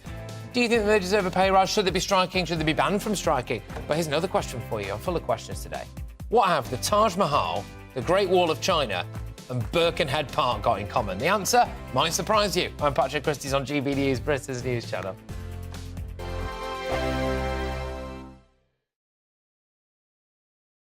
It's all about family, being in people's living rooms, all the interaction and getting to know who our viewers and listeners are. When I was young, my dad used to say, no, stop arguing. I wanted an outlet that would enable me to give my opinion. People are going through a really hard time right now, and I know that you don't feel like you're being listened to by the establishment. I came to GB News because it's the People's Channel, and I want the audience to have their say on the events of the day. We're dynamic. We do something different. Democracy shows that the wisdom of the nation is in its people. I get to travel to find out what the story is from a personal perspective. The British people aren't fools. We know when we're not being told the full story. We've got to work out how Britain moves forward from this. It's the best country in the world. The establishment had their chance. Now we're here to represent your views. Britain's watching. Britain's watching. Britain's watching. We're proud to be GB News. The People's Channel. Britain's news channel. Hello, I'm Michelle Dewberry, and you can join me every weekday 6 till 7 on Dubes & Co. You're an inspiration to us all. Clip that bit up. Well, you are. That's my ringtone. My political ambitions those days are gone, I can tell you. She's only teasing. Go on. He's probably going to want to lay down now. I'll give him 2 minutes to have one. Let's respectfully disagree. That's what we like on Dubes & Co. Come and join us. GB News, the People's Channel. Michelle Dewberry, weekday evenings at 6 o'clock. Start the day with GB News. We catch up on all the big stories you didn't hear the night before. And take a look at what the world's talking about this morning. That's right, Monday to Thursdays from 6 o'clock. It's Breakfast with Eamon and Isabel. Straight after breakfast, join us, Bev Turner and Andrew Pearce. We're going to take you through till noon. We'll be tackling the big topics of the day, including the things that the other channels just won't talk about. If it's happening here. Wake up to mornings on GB News, the People's Channel. Britain's news channel. I'm Simon Evans. Join me on GB News for Headliners at 11 p.m. What's the scoop? I'll be joined by 2 of the country's top comedians. That's right. As we take a look at tomorrow's newspapers tonight. We're going to get into trouble. If it's a big story, we'll be covering it. Spill some tea on him. There we go. But we'll also have some fun. I wouldn't stick up a bank. My father didn't love me. So anyway. Headliners every night from 11 on GB News, the People's Channel, Britain's news channel. We've got a brand new lineup every Saturday night on GB News. From 6 p.m, I'll give you my unique take on the world today. Then at 7, it's me, Calvin Robinson, with my Common Sense Crusade. New to GB News is the Saturday 5. 5 times the opinion. Join us every Saturday from 8 p.m. as we debate the week's stories. With us 4, plus a special guest. And at 9, of course, it's Mark Dolan Tonight. Brand new Saturday nights on GB News, Britain's news channel.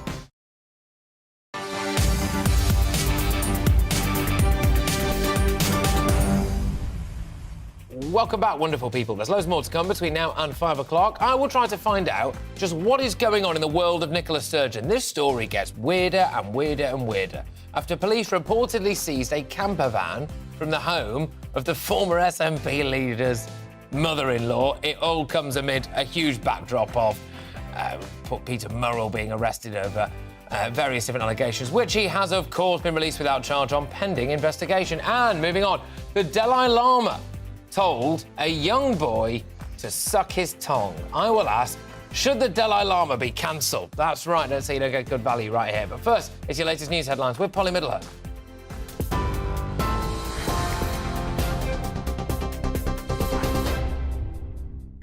Patrick, thank you. Good afternoon. The top stories this hour. Police in Northern Ireland have come under attack in Londonderry. Missiles, including petrol bombs, were thrown at a police car during an illegal anti-Republican march. The force has been on high alert after the terror threat was raised over possible attacks targeting officers.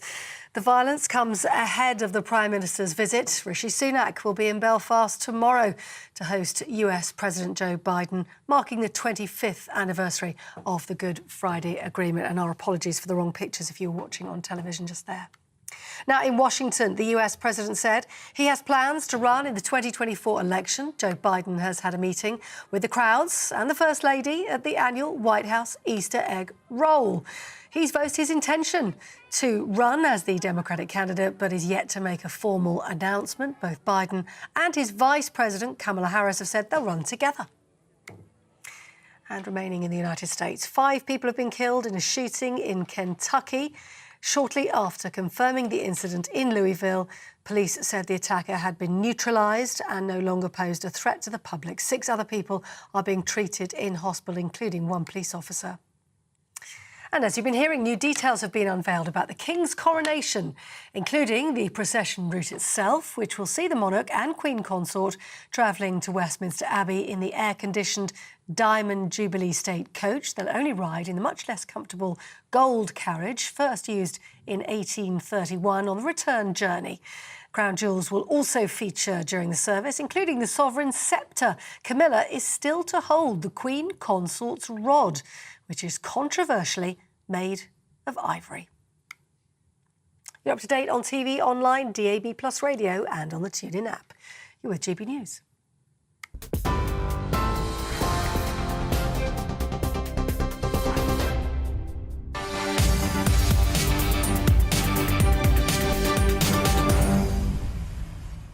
All right, so in this job, there are some stories that amaze you. And that was definitely the case this morning when news came through of some potential new UNESCO World Heritage sites.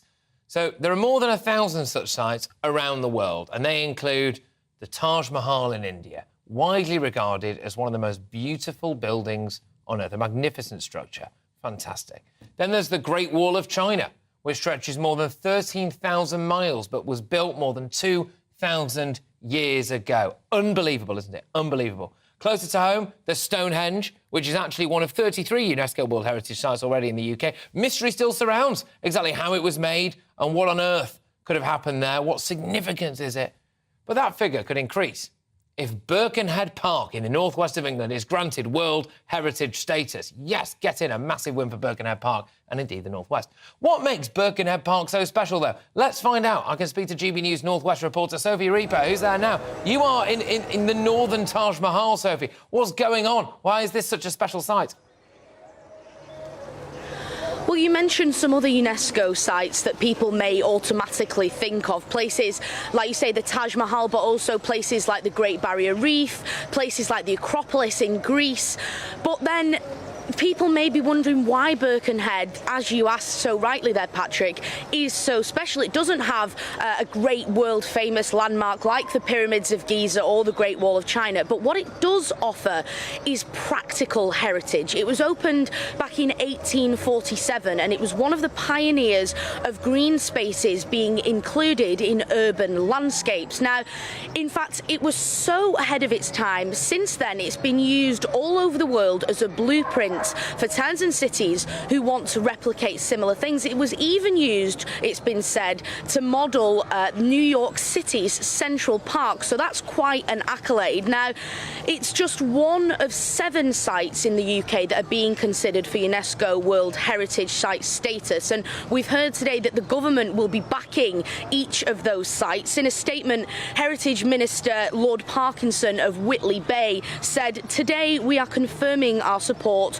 for some of the most enchanting heritage sites and breathtaking landscapes in the UK and its overseas territories as they bid for UNESCO World Heritage Site status. All the locations being put forward would be worthy recipients of this accolade, and we will give them our full backing so they can benefit from the international recognition it can bring."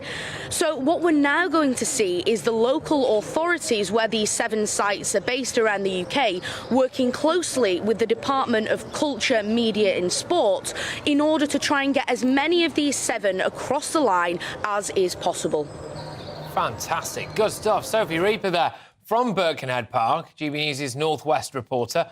Now, I have a bit of skin in the game here. I played a bit of cricket, actually, believe it or not, in Birkenhead Park when I was younger. Some of the other cultural sites on this tentative list include York, just as a whole, which I was actually quite surprised to find out isn't already on the list. Also, the East Atlantic Flyway. Yeah, me neither. But it's a migratory bird route over western parts of Europe, including Yorkshire, Lincolnshire, Norfolk, Suffolk, Essex and Kent. That's going to join the UK's list in recognition of its vital importance to bird populations and wildlife. There we go. And slightly further afield here, the Little Cayman Marine Parks and Protected Areas. Yeah, you guessed it. It's on the UK's overseas territory of the Cayman Islands. And I imagine that Sophie Reaper is devastated that we didn't send her there to report on that particular UNESCO heritage site. But there we are. Right, moving on, because the police investigating the SNP's finances have reportedly seized, and I'm not joking here, a luxury motorhome belonging to Nicola Sturgeon's mother-in-law. The motorhome, which can sell for around £110,000, was removed from a house in Fife, taken at the same time that police searched the home of the former Scottish First Minister and her husband, Peter Murrell, last week. This case gets weirder and weirder. Joining me now is data editor at The Spectator, Michael Simmons. Michael, thank you very much. Why have they seized a motorhome? I wish I could tell you. Just as we thought at the end of last week, this story was maybe going to die away for a few months while the police got on with their investigations, it emerged that, as you say, on Wednesday morning, when they raided the Sturgeon and Murrell household, when they raided the SNP headquarters, they also turned up at Peter Murrell's mother-in-law's house, where they took this motorhome. Now, neighbours have said that the motorhome appeared on the driveway or outside the house in January 2021 and apparently has been there ever since. No one has said that it's ever been driven anywhere. What the motorhome is for, what the police's interest is in the motorhome could be anyone's guess. Yeah, exactly. And Nicola Sturgeon's mother-in-law, as we understand it, is rather old and therefore possibly quite unlikely to have been whipping it around in a motorhome herself, one would have thought, which makes it slightly unusual that there would be a brand spanking new one parked right outside the gaff. Nicola Sturgeon was pictured in an interesting pose outside her own house over the weekend, and she had her left hand in her pocket the whole time, and it has led to some speculation, Michael, that there might be some wedding ring-related issues there. Yeah, so certainly that's the take from the amateur, Twitter sleuths. Whenever there's a crime, we get the detectives on social media trying to work things out with different clues, and that certainly seems to be the suggestion that maybe she was hiding her wedding ring. It must, of course, be difficult if your husband is arrested. But I think what Nicola Sturgeon is going through with that is like nothing compared to the whole sort of wider independence movement and the SNP party. Over the weekend, we had the SNP president, Mike Russell, who's also the interim CEO, say that he didn't think independence was achievable at the moment, and this was the worst crisis that he'd seen in 50 years. Just a bit of context, also very, very worthwhile making a note of the fact that Peter Murrell has been released without charge for any investigation, of course. But the firm that audits the SNP's finances has resigned. And I was delving over some old footage here. Nicola Sturgeon made a big point not so long ago of saying that the SNP's finances were independently audited, so that they all went through an independent firm. And then I was reading some more articles about it all, and they were saying that the two elections within a relatively quick succession, made it difficult for the SNP because they didn't necessarily have enough money in the coffers to fight both of those, as much money as they would have wished. And there was, of course, money that was supposed to be ring-fenced for the independence campaign.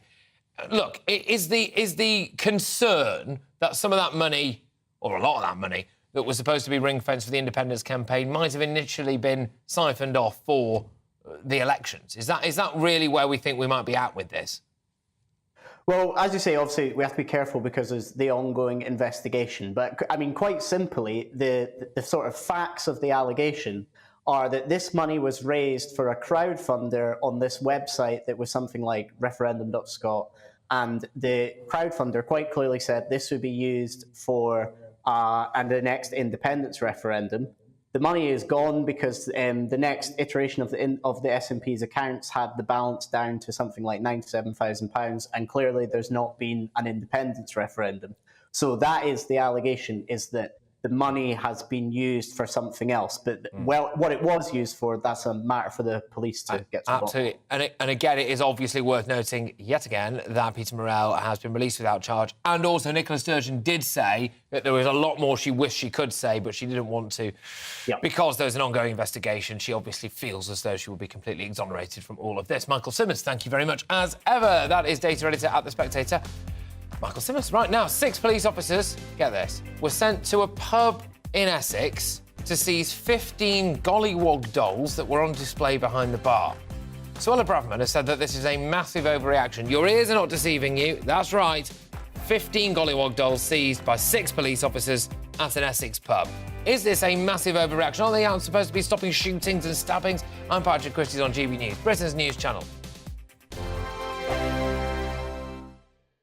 I joined GB News because I was sick and tired of not hearing my views being represented, not just mine, but so many people that I knew and spoke to. I just couldn't get my voice out there. I couldn't say anything. I couldn't do anything. Whatever the narrative was, I kind of had to follow it. GB News is there to provide a voice for those who have been ignored by the establishment media. We think different things. We've got a different style. GB News is here to be optimistic and positive about the future. It's real kind of dynamic and flowing, with the audience very much at the heart of it, like a big family.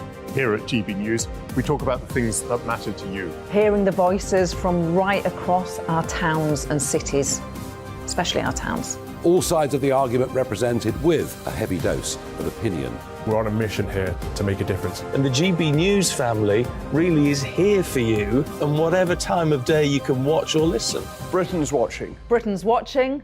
We're proud to be GB News. The People's Channel. Britain's news channel. Westminster is going around in ever-decreasing circles, followed by the media. Britain is broken. How on earth did we get into this mess? But more importantly, how do we get out of it?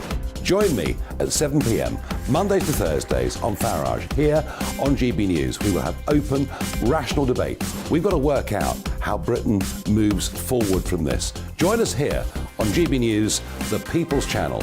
Britain is watching. You've probably seen politicians interviewed 1,000 times, but we do it differently. We find out who they really are, we don't shout, we chat, and hopefully we bring a bit of light, not just heat. Did you know Kate Moss? Apparently.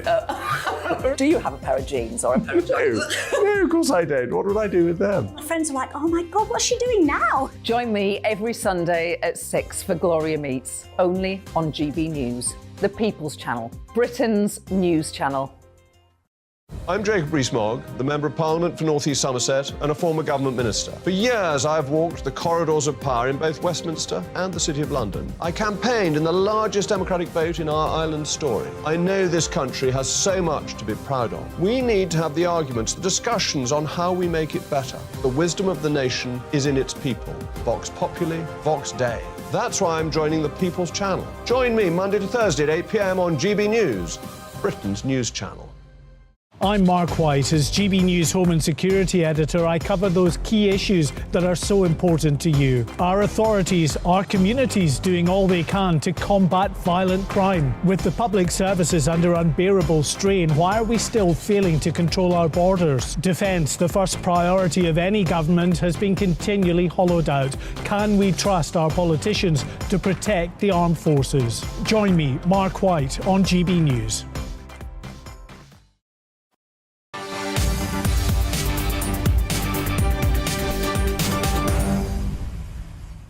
Now, just a warning, some of you may find the language in this story a bit offensive, so consider yourself warned.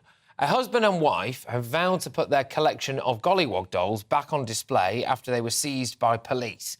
6 police officers entered the pub owned by Bernice Riley and her husband Chris last Tuesday. They took away the 15 dolls after an anonymous complaint was made against them. A Home Office source told the media the Home Secretary Suella Braverman was furious, though, and the source said, "Police force should not be getting involved in this kind of nonsense. It's about tackling antisocial behaviour, stopping violence against women and girls, attending burglaries, catching criminals and not seizing dolls." So there you go. And this story has moved on in the last few minutes. There you go. With Essex Police telling the Press Association that they have not received any such reprimand from the Home Secretary. There you go. So it's kicked off between Essex Police and the Home Secretary as well.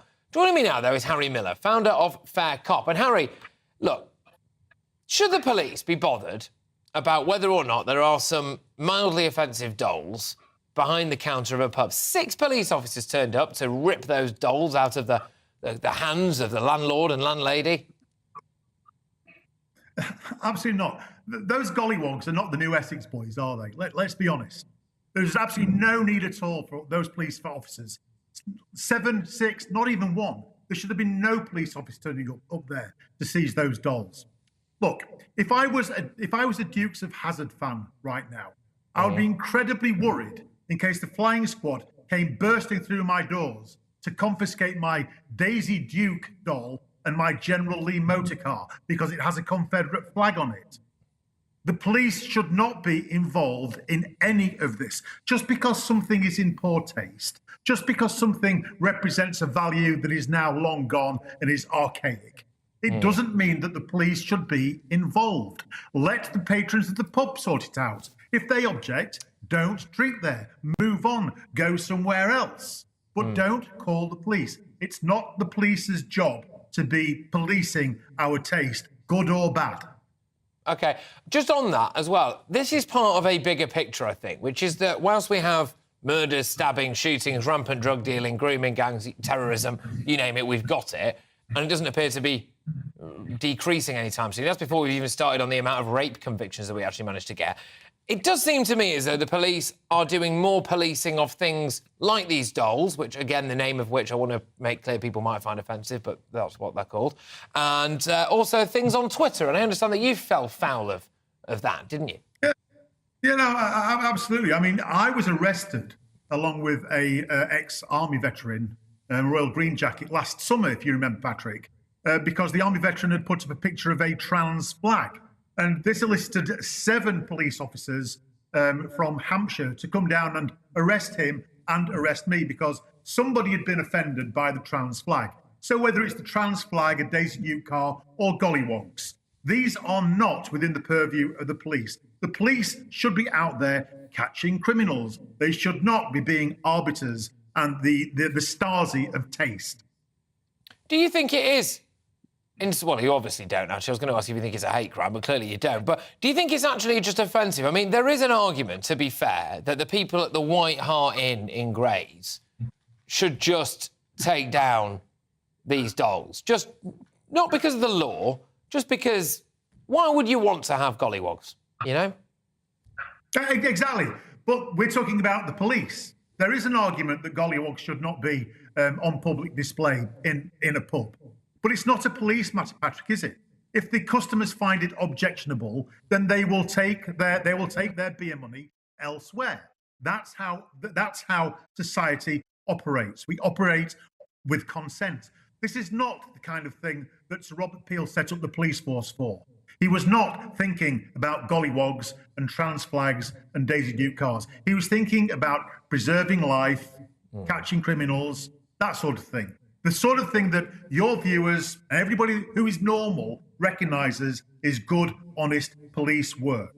Gollywogs may be offensive, they may not be offensive. I personally think they are. But what I do know is they are not a police matter.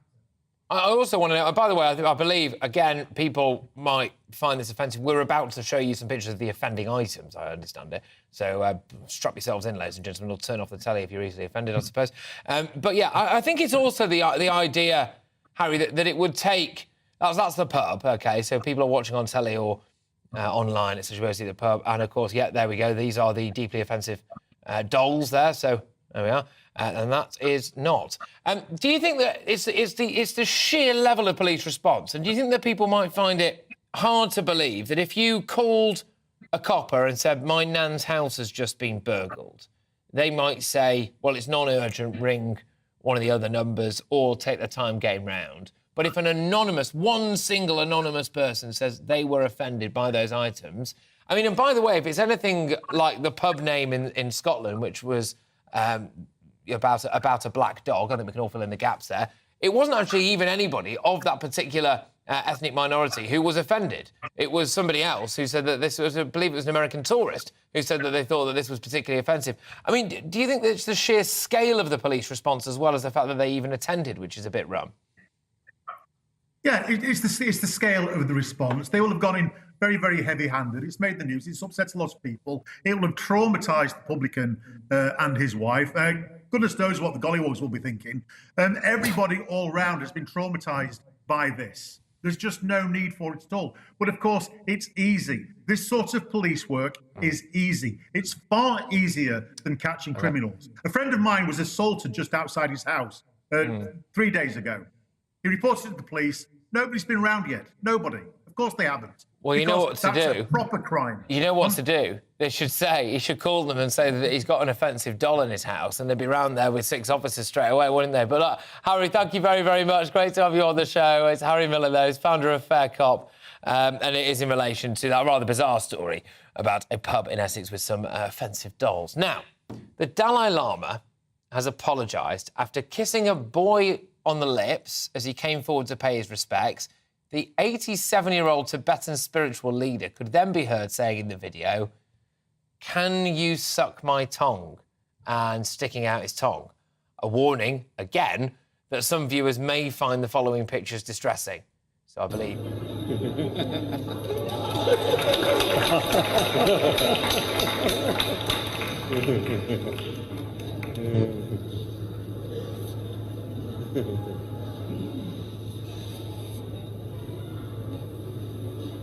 And suck my tongue. It's a bit grim, isn't it? The Nobel Peace Prize winner has since said on social media that he often teases people in an innocent and playful way, but he regrets the incident and sorry for the hurt it may have caused. Joining me now is CEO of Freedom from Abuse, Marilyn Hawes. Marilyn, thank you very, very much. What do you make of this? Well, when your researcher first phoned me, I thought, she lost the plot. Have you been working there too hard or something? I couldn't believe it. Yeah. And I literally had to immediately go online because I've been Easter weekend, I've just been busy doing other stuff that, and I thought I could not believe it when I watched it. And I thought, well, has he lost the plot? Has he got Alzheimer's or something because of his age? Has he got some mental illness? But it is outrageous, absolutely outrageous. You could say, is he a sexual pervert? Because saying this is playful, well, not really. I mean, the lad, yes, just innocent. Oh, can I have a hug? He's someone famous. But to extend that into someone suck my tongue is absolutely, honestly, I want to vomit. I think it's disgusting. But, is he like this anyway? Has he become like this? The poor person, I feel so sorry for the boy because although his face has been blurred out, he's very identifiable by everybody else in that audience, isn't he? And I'm sure the lad must be traumatised. That's the point. I mean, well, it's also it's also a religious leader. It's not just like a person of authority or anything like that. I mean, I was trying to put myself in the position of that lad and thinking, what would I have done if someone like a holy man says that to you? I think maybe I would have done it if I was that age. Do you think? I think I'd have been tempted to have bit his tongue, quite honestly, and say, there you go, get on with that, mate. Well, now that would have been a news story. Really?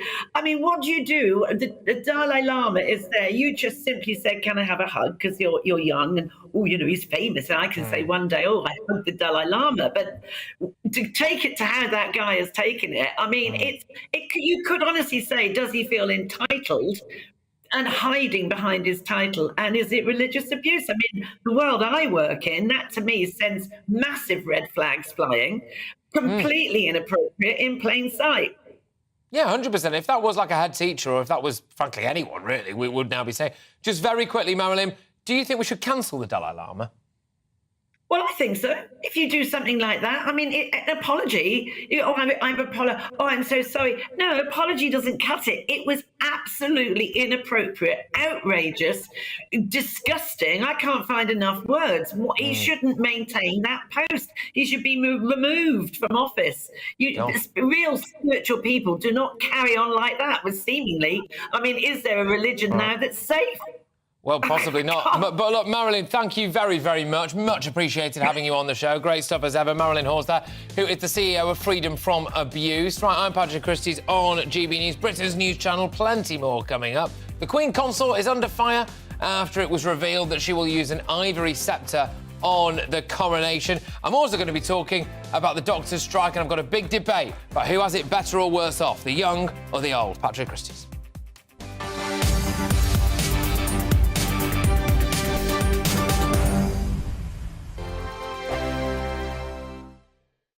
Monday to Thursday nights on GB News. At 6, it's Dubes & Co. 7 o'clock, Farage. At 8, join Jacob Rees-Mogg. And at 9, Dan Wootton Tonight, followed by Headliners. On TV, radio and online. This is GB News. First and foremost, I'm a GB News fan, and I was before I was working here. Just love the fact that we're asking the questions that a lot of establishment media won't ask. With a bit of a twist, we not only want to inform you, but we want to keep you entertained. It's worth the drive because you get in and the team's all ready and waiting, they're itching to go, and it's a proper little family. GB News is the people's channel. It's the audience that makes the programme sing. We're giving our viewers and our listeners a voice. I see the thousands of your letters, tweets, emails, you name it, coming in. Britain is broken. How on earth did we get into this mess? But more importantly, how do we get out of it? The establishment had their chance. Now we're here to represent you. It's time for something different. It's time for GB News. I'm very patriotic. I believe in Britain. Our best days lie ahead. Britain's watching. Britain's watching. Join us here on GB News. The People's Channel. Britain's news channel. Join me, Patrick Christys, Monday to Friday, 3 till 6. We tackle the day's news agenda like you've never seen before. It's high tempo, high octane, the most controversial topics, and the best guests. You will not be able to take your eyes and ears off it. I'm not afraid to ask the questions that you really want answered. 3 till 6 p.m, Monday to Friday on GB News, the People's Channel, Britain's news channel. GB News has its own late-night paper preview show, Headliners, where comedians take you through the next day's top news stories. You don't have to bother reading the newspaper, we've got it covered for you. Headliners, every night at 11 p.m, and repeated every morning at 5 a.m. We won't send you to sleep like some of the other paper review shows out there. GB News, the People's Channel, Britain's news channel. Join me, Camilla Tominey, on Sunday mornings from 9:30, taking the politicians to task and breaking out of SW1 to see how their decisions are affecting you across the UK. Bursting the Westminster bubble every Sunday morning, only on GB News, the People's Channel. Britain's watching. I'm Michael Portillo. Join me on GB News on a Sunday morning for topical discussion, debate, arts and culture, and sometimes even ethical dilemmas. I don't always agree with you, Michael. Michael Portillo, Sundays on GB News, the People's Channel, Britain's news channel. I'm Andrew Doyle. Join me at 7 o'clock every Sunday night for Free Speech Nation, the show where I tackle the week's biggest stories in politics and current affairs with the help of my 2 comedian panellists and a variety of special guests. Free Speech Nation, Sunday nights from 7 on GB News, the People's Channel, Britain's news channel.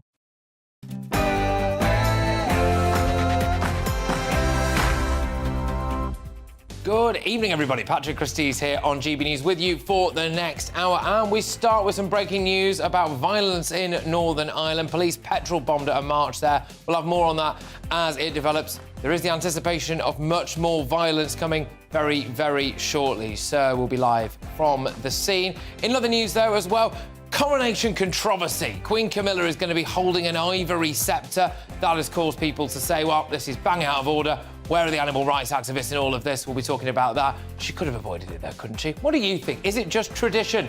And moving on from all of that, Sunak attack. Labour are more than doubling down. They are tripling down on their attacks on Rishi Sunak. They're going after him personally with some rather vicious tweets and campaign posters. The problem for them is a lot of it isn't 100% true, but hey, there you go. Who really cares?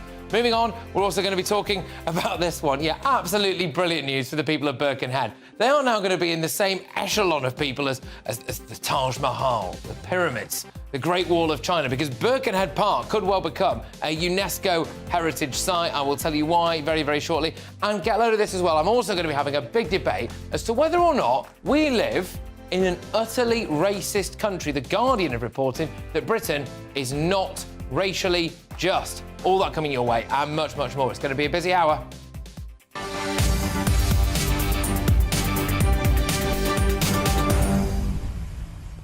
Loads to get your teeth stuck into there, ladies and gents. GB Views at gbnews.uk. Do you care whether or not Camilla holds an ivory tusk, essentially, whilst the king is undergoing his coronation? I also want to know, of course, whether or not you think that we live in a racist country. A new study appears to indicate that we do. GB Views and gbnews.uk, but right now it's your headlines with Polly.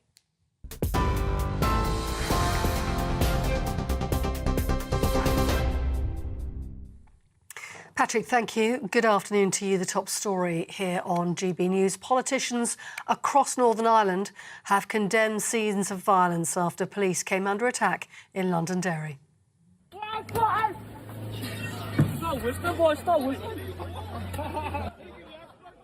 And the PSNI has appealed for calm after missiles, including petrol bombs, were thrown at a police car during an illegal anti-Republican march. The force has been on high alert after the terror threat was raised, following warnings of possible attacks on officers. The violence comes ahead of Prime Minister Rishi Sunak's visit to Belfast tomorrow.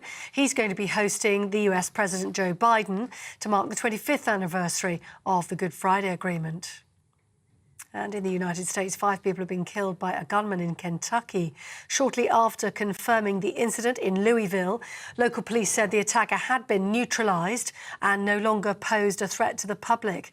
6 other people are being treated in hospital, and Kentucky Governor Andy Beshear says at least 1 police officer was injured. I have a very close friend that didn't make it today. And I have another close friend who didn't either, and one who's at the hospital that I hope is going to make it through. I want people to know that while today is a horrific act, I do believe that this is a safe community, with officers doing their very best each and every day, and that's what we saw here. NHS England says emergency care will be prioritised during the junior doctors' strike. The 4-day walkout, which begins tomorrow morning, is being described as the most disruptive industrial action in NHS history. The health body warns the dispute over pay will mean appointments and surgery will be cancelled, and there'll be immense pressure on both staff and services. Labour says it plans to launch more ads attacking the Prime Minister, the next one blaming him for crashing the economy. The Labour leader has defended the first post targeting Rishi Sunak, which suggests he doesn't want child sex abusers to go to jail. Writing in the Daily Mail, Sir Keir Starmer says he makes 0 apologies for the ad. That's despite criticism from MPs, including those from his own party, with Lord David Blunkett calling it gutter politics. Shadow Attorney General Emily Thornberry says the criminal justice system is lacking. Keir Starmer has made it he's dedicated his life to ensuring that the criminal justice system works properly. And he feels very strongly about this and is being very blunt about it. And yeah, we stand by this. If Rishi Sunak really wanted to stop child sex offenders from staying out of jail, he could do something about it, but he is not doing anything about it. They are not taking their failures seriously, and they should be doing a great deal more than they are. Now, people receiving the state pension will see their payments increase by 10.1% from today. The move was confirmed by the Chancellor, Jeremy Hunt, in the autumn statement. Depending on the pension, weekly payments will rise to either £156 or £203. 2 climate change protesters have been arrested after jumping a barrier of a dinosaur display in Coventry. The Just Stop Oil activists entered the exhibition at the Herbert Art Gallery and Museum before being tackled by security. The protesters, named by the group as Daniel Knorr and Victoria Linsell, were arrested on suspicion of causing criminal damage. West Midlands Police says it seized 2 large bags of dry paint. Now, in other news today, the mother of 2 British-Israeli sisters who were killed in a West Bank attack has died in hospital. She was travelling with her daughters, Maya and Rina D, who were 20 and 15 years old when their car was targeted by a suspected Palestinian gunman. A funeral was held for the sisters on Friday. Here in the UK, travel delays are expected as thousands of people return from their Easter getaways. Traffic is still building up on the roads, making for a slow journey home. And the RAC has predicted up to 17 million leisure trips will have been taken by car between Good Friday and Easter Monday. And just lastly, new details have been unveiled about the King's coronation, including the procession route through London. King Charles and the Queen Consort will travel to Westminster Abbey in the Diamond Jubilee State Coach. That's a modern, air-conditioned, horse-drawn carriage with electric windows. They'll only ride in the less comfortable gold carriage, first used in 1831 for King William IV, on their return journey. Crown jewels will also feature during the service, including the sovereign's sceptre, and Camilla will controversially hold the Queen Consort's rod, which is made from ivory. This is GB News, more news as it happens. Now back to Patrick.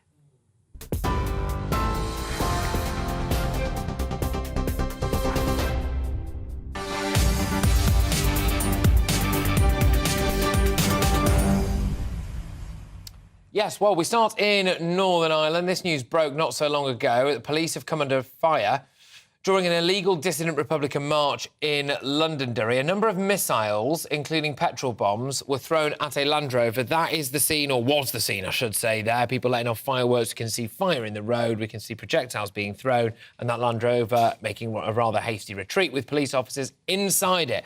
Now, the violence has come on the 25th anniversary of the Good Friday Agreement, which brought an end to the troubles in Northern Ireland. Joe Biden is set to visit the American president tomorrow. By the way, in case you're just joining us, he's announced that he's going to be running again for president, so 2 news stories in one for you there. But here is what our Northern Ireland reporter, Doogie Beattie, had to say about these protests, which, may I remind you, are expected to get worse as the evening draws on. But this is Doogie now. That time when you do your training in this, you will see when the police get inside the vehicles, they know that there's a ballistics threat and to get away from those vehicles as far as you can. So those officers in there are in for a night of it, I would imagine. We will know at about 8 o'clock this evening whether these areas are calming down or not. Now, this was one of 2 parades that were marked as contentious and illegal parades. There was a lot of paramilitary regalia and so forth there in this parade. It takes place every year, and in most years it is contentious, and in most years violence comes of it. In fact, back a few years ago, Lyra McKee lost her life there, the young journalist, when she was standing beside one of these Land Rovers that came under gunfire in the darkness, and that is the problem here, Patrick. So as yet, these pictures may look spectacular, they may look horrifying, but I think we hold off and see what happens in around 8, 9 o'clock onwards to see, is there really going to be a challenge to these officers? Yes, indeed. Well, we obviously all wish that there isn't, but as Doogie was saying there, potentially in just a couple of hours' time, we're expecting things to hot up a little bit. So make sure you keep your eyes and ears peeled right here on GB News, and we'll bring the latest to you, if indeed there is any. Now, to the controversy surrounding the decision to use a sceptre made from ivory in the coronation. GB News viewers can see the sceptre in question. So it will be held by the Queen Consort during the ceremony, so it will be held by Camilla. And this sceptre goes way back, OK? So it's not like an elephant has recently been killed for its tusks or anything like this. No, it was made in 1685 for Queen Mary of Modena, the wife of James II, who was the first Queen Consort to participate in a coronation ceremony following the restoration of the monarchy in 1660. So there had been speculation that it would not be used, particularly given Prince William and King Charles is involved in a campaign to stop the illegal trafficking of animal parts, such as elephant ivory, through his organisation, United for Wildlife. And as well, Camilla has already agreed, famously, to not use the crown embellished with this contentious Koh-i-Noor diamond for the coronation. A lot of other countries lay claim to this diamond. It's widely regarded as one of the original blood diamonds in the world, as it were. Joining me now to discuss this is Ben Newman, who's a spokesperson for the group Animal Rising. And we've got Diggory Haddock as well, who is a hunting advocate and firearms dealer. Thank you very much, both of you. I will start with you, Diggory, if that's all right. Do you think that there is anything wrong with ivory? Well, ivory is simply a material. So in terms of what it is as a thing, there's nothing wrong with it at all, any more there's anything wrong with leather or horn or any other, or bone or anything else that's simply a part of an animal. So no, I don't think there's anything wrong with ivory. OK, I'll get your views on this now, Ben. You are a spokesperson for the group Animal Rising. What do you make of this, then, the idea that Queen Camilla could be clutching some ivory as Charles is coronated? Yeah, well, it needlessly legitimises killing an animal. They should be acting as role models. But I think this overall is a fairly small issue of what Camilla wears or doesn't wear. But the big issue is how we're treating animals today rather than in the 1600s, most of all in animal farming. So do you have any issues whatsoever with the idea that she's holding this thing? Do you think that she should just not do it, but you're not actually massively bothered? She shouldn't do it. An elephant was killed for that. There are still elephants killed for it today, and it's sending completely the wrong signal. So no, she shouldn't do it. Diggory, have you ever killed an elephant? No, but I've been present when they've been shot. OK, all right. Are you morally opposed to, even with the current Ivory Act that was brought in 2008, which is a near total ban on the dealings of items containing elephant ivory? Do you actually think that there's anything wrong with shooting an elephant and cutting its tusks off? Well, it depends on the context. I mean, elephants are shot by park rangers all the time, and the ivory is often taken out of them. And throughout history, people have killed wild animals and used their body parts. Every culture has done it. The Romans did it, the Greeks did it, the Chinese did it, the Japanese did it, the Indians did it, the Arabs did it. Every culture that's ever existed has utilised natural resources. The illegal trade in illegally poached ivory, I'm entirely opposed to, of course, like any right-minded person is. And Prince William is quite right to outline the opposition that we must all have to that illegal trade. But that's nothing to do with the legal hunting of elephants in a licensed way. Now, when an elephant is hunted legally, its ivory is generally stamped with a CITES number, and that person who's hunted that ivory can generally then take it home. But he's not allowed to give it away unless he gives it to a museum. He's not allowed to sell it. So, and that people do check. So it's very, very carefully regulated. Ben, what do you make of what Diggory said there, which is that every culture does stuff like this? We're in 2023, and I'd say in 2023, is it okay to harm an animal for fun or for food? And that's what the core of the question is. Well, go on, elaborate on that a little bit. I mean, so what would your message to Diggory be? Do you think he should just stop? Yeah, of course. In terms of, is it good for conservation? No one can seriously say the best way to save animals is to kill them. So yeah, absolutely hunting should stop. And using animals in any way really should stop. Do you also think, Ben, if we're just going to tease this out, do you also think that horses shouldn't be used in the coronation procession and stuff like that? Would you be against that? Not just the ivory? Yeah, well, really, we don't need to be using animals in ways which harm them for our own purposes when we don't need to. And I think that's most people feel that themselves in terms of their values, but sometimes we don't live up to that, sure. But yeah, we shouldn't be using animals. Diggory, do you actually feel as though maybe to give in to this idea now that Camilla shouldn't use this ivory sceptre, do you think that would be giving in to, needlessly so, to some kind of new modern woke age where veganism is on the rise, etc., and it would be a move away from tradition? Well, it wouldn't be new. We tried it has been tried before. Chairman Mao, during his Great Leap Forward in the Cultural Revolution, decided to destroy everything from the past that people didn't like, that wasn't part of an authorised vision for the future. So it's not unique that we're encountering people who are advocating this sort of thing now. Now, the 1685 sceptre that Queen Camilla is going to hold was legally killed by an elephant before 1685. So by her carrying that, no elephant is killed. Should we apply this to other things? Should we now start destroying things made from ebony because the ebony trade was linked with the slave trade? Should we destroy things that are made of diamonds because there's a modern problem with conflict diamonds and blood diamonds coming out?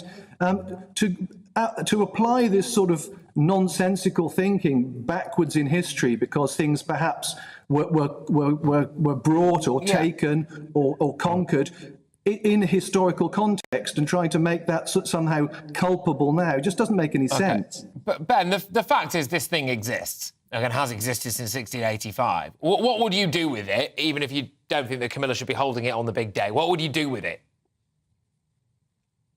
Well, I don't know where she normally keeps it, but I'll be frank. It's not it is not. This isn't going to be the big issue which divides society, whether or not she should be carrying that sceptre or not.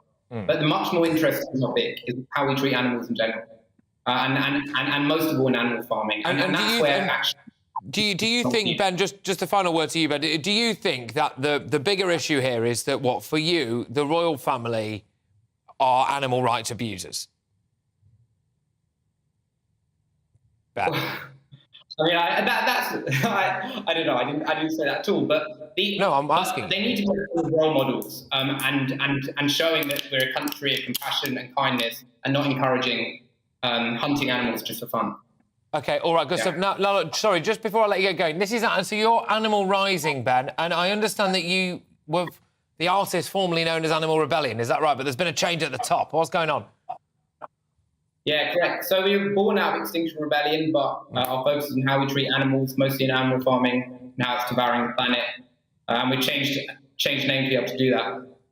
OK, so I wonder whether or not there's a little bit of television history here, because I think, did you announce this change at midday? So I wonder whether or not I'm the first person to do a TV interview with Animal Rising. I've got no doubt we're going to be hearing a lot more about. Look, both of you, thank you very, very much. I thoroughly enjoyed that, and both of you making time and putting your views across. That's Ben Newman there as a spokesperson for the group Animal Rising, and Diggory Hadoke, who is the hunting advocate and firearms dealer as well. What do you make of that, ladies and gentlemen? GBViews at gbnews.uk. Now, are we being too generous to pensioners? Now, I can hear people at home throwing things at the TV screen. Now, I get the emails in thick and fast. Patrick, well, just because I look young, OK, doesn't mean I'm not considerate of pensioners' feelings. I am not like all those, woke youngsters who think that they can't afford a house and that's a terrible thing, but actually they spend 18 quid at a rooftop cocktail bar every single day and do whatever else with their money as well. No, but hear me out on this. Today, more than 12 million people received a 10.1% jump in their state pension as part of the so-called triple lock, and the increase is worth almost £19 a week. The triple lock was suspended last year in the wake of the pandemic, but some are beginning to question if old people are getting too much as the younger generation struggles with student debt and trying to get on the housing ladder. It's a controversial topic. We're going to do it. With me now is political commentator Anna McGovern. Anna, thank you very much. You are indeed young. What do you make of this? Do you think the pensioners are getting too much as the voice of young people everywhere now? Thank you. I think that is very high in terms of like a triple lock rate. And I think for young people, the big problem is the fact that they're going to be footing the bill. And in terms of that, with the cost of living crisis, everything's getting more expensive. Taxes are at an all-time high. And I think that rather than getting your grandparents to rely on the state, on state handouts, why shouldn't we be helping by trying to support our grandparents instead, rather than having them depend on the state? Because I think, especially for having something like that, a rate so high, I just think it's absolutely insane. Well, I understand this, but a lot of old people might not have relatives. They might not have relatives they talk to. Their relatives might be in a different country. Young people like yourself might decide to go and emigrate to Australia because the NHS will pay you 3 times as much over there than it does over here. And they might not be able now, because of their age, to go and get another job. So they're trapped with inflation rising. 19 quid a week is not a huge amount of money. Don't they deserve it? They've given you life. For a start, I think £19 on top of all the other tax rises is very high, given that other taxes are going up as well. And I don't think that we should be having, like pensioners, for example, I don't think that they should be having to fully depend on the state. I think it's actually, it's just it's very dangerous, and it's quite sad, really. And I think that for example, I think that we should actually be having maybe charity to step in for pensioners who may need a bit of help, rather than having them rely fully on the state. Because I think for a lot of young people, it's going to be them who are footing the bill, and everything's getting a lot more expensive. There's young people who aren't even able to afford to buy a house, or even, they're struggling to pay their own bills. They're struggling to keep up with the amount that tax is going to rise and is going to continue to rise. So I think it's very bad that, we're sort of the ones that are then having to foot this bill on top of that as well. What would you say, Anna, and I'm just playing devil's advocate here, I certainly am not having a go. I interview you very regularly. I don't want to seem mean. What would you say? What would you say if people said, Gosh, you sound like a very self-entitled young person now. You want to have it all. What would you say to someone who says that when you say that the oldies don't deserve a pension pay rise? I'm saying that we should be helping support pensioners. Like, for example, like my grandmother, she's watching right now. I very much love her, and I would do anything to support my own family. And equally, I think what we should be doing is giving our own grandparents our support as well, rather than having them dependent on the state. And for me personally, I put myself through university. I worked several jobs, and I would say that I'm very hardworking, and I don't expect anyone to help me out. So I don't think that in the same way that young people should be expected to pay such a high tax threshold because especially where everything is already going up as it is. Look, Anna, thank you very, very much. I really do appreciate your time. And by the way, can I just say as well, I've been banging the drum for this, which is that I do think that as a society, one thing that I think the British society could learn from some other cultures, actually, is the way that they care for their old people. It is not uncommon at all in a lot of societies to have grandma living with you, to have the mother-in-law living with you, which might be more appealing to some people than others. But all of this stuff, maybe that is something that we could improve on. Anna, great stuff. Thank you. Anna McGovern there, political commentator, and for this sake of this piece, working token young person as well. Anyway, Labour are planning to continue their social media campaign attacking Rishi Sunak, and it really is an attack on him, actually. But is it going to work? OK, they're frankly making up some stuff that isn't true. But the point is it actually going to stick? Are people going to go out on election day and remember this stuff? I'm going to be analysing whether or not Labour's new election tactic will work. I'm Patrick Christys on GB News, Britain's news channel. It's all about family, being in people's living rooms, all the interaction and getting to know who our viewers and listeners are. When I was young, my dad used to say, "Nana, stop arguing." I wanted an outlet that would enable me to give my opinion. People are going through a really hard time right now, and I know that you don't feel like you're being listened to by the establishment. I came to GB News because it's the People's Channel, and I want the audience to have their say on the events of the day. We're dynamic. We do something different. Democracy shows that the wisdom of the nation is in its people. I get to travel to find out what the story is from a personal perspective. The British people aren't fools. We know when we're not being told the full story. We've got to work out how Britain moves forward from this. It's the best country in the world. The establishment had their chance. Now we're here to represent your views. Britain's watching. Britain's watching. Britain's watching. We're proud to be GB News, The People's Channel. Britain's news channel. Hello, I'm Michelle Dewberry, and you can join me every weekday 6 till 7 on Jubes and Kerr. You're an inspiration to us all. Clip that bit up. Well, you are. That's my ringtone. My political ambitions those days are gone, I can tell you. She's only teasing. Go on. He's probably going to want to lay down now. I'll give him 2 minutes to have one. Let's respectfully disagree. That's what we like Absolutely. on Jubes and Kerr. Come and join us. GB News, the People's Channel. Michelle Dewberry, weekday evenings at 6 o'clock. Start the day with GB News. We catch up on all the big stories you didn't hear the night before. And take a look at what the world's talking about this morning. That's right, Monday to Thursdays from 6 o'clock. It's Breakfast with Eamon and Isabel. Straight after breakfast, join us, Bev Turner and Andrew Pearce. We're going to take you through till noon. We'll be tackling the big topics of the day, including the things that the other channels just won't talk about. If it's happening here. Wake up to mornings on GB News, the People's Channel. Britain's news channel. I'm Simon Evans. Join me on GB News for Headliners at 11 p.m. What's the scoop? I'll be joined by 2 of the country's top comedians. That's right. As we take a look at tomorrow's newspapers tonight. We're going to get into trouble. If it's a big story, we'll be covering it. Spill some tea on him. There we go. But we'll also have some fun. I wouldn't stick up a bank. My father didn't love me. So anyway. Headliners every night from 11 on GB News, the People's Channel, Britain's news channel. We've got a brand new lineup every Saturday night on GB News. From 6 p.m, I'll give you my unique take on the world today. Then at 7, it's me, Calvin Robinson, with my Common Sense Crusade. New to GB News is the Saturday 5. 5 times the opinion. Join us every Saturday from 8 p.m. as we debate the week's stories. With us 4, plus a special guest. And at 9, of course, it's Mark Dolan Tonight. Brand new Saturday nights on GB News, Britain's news channel.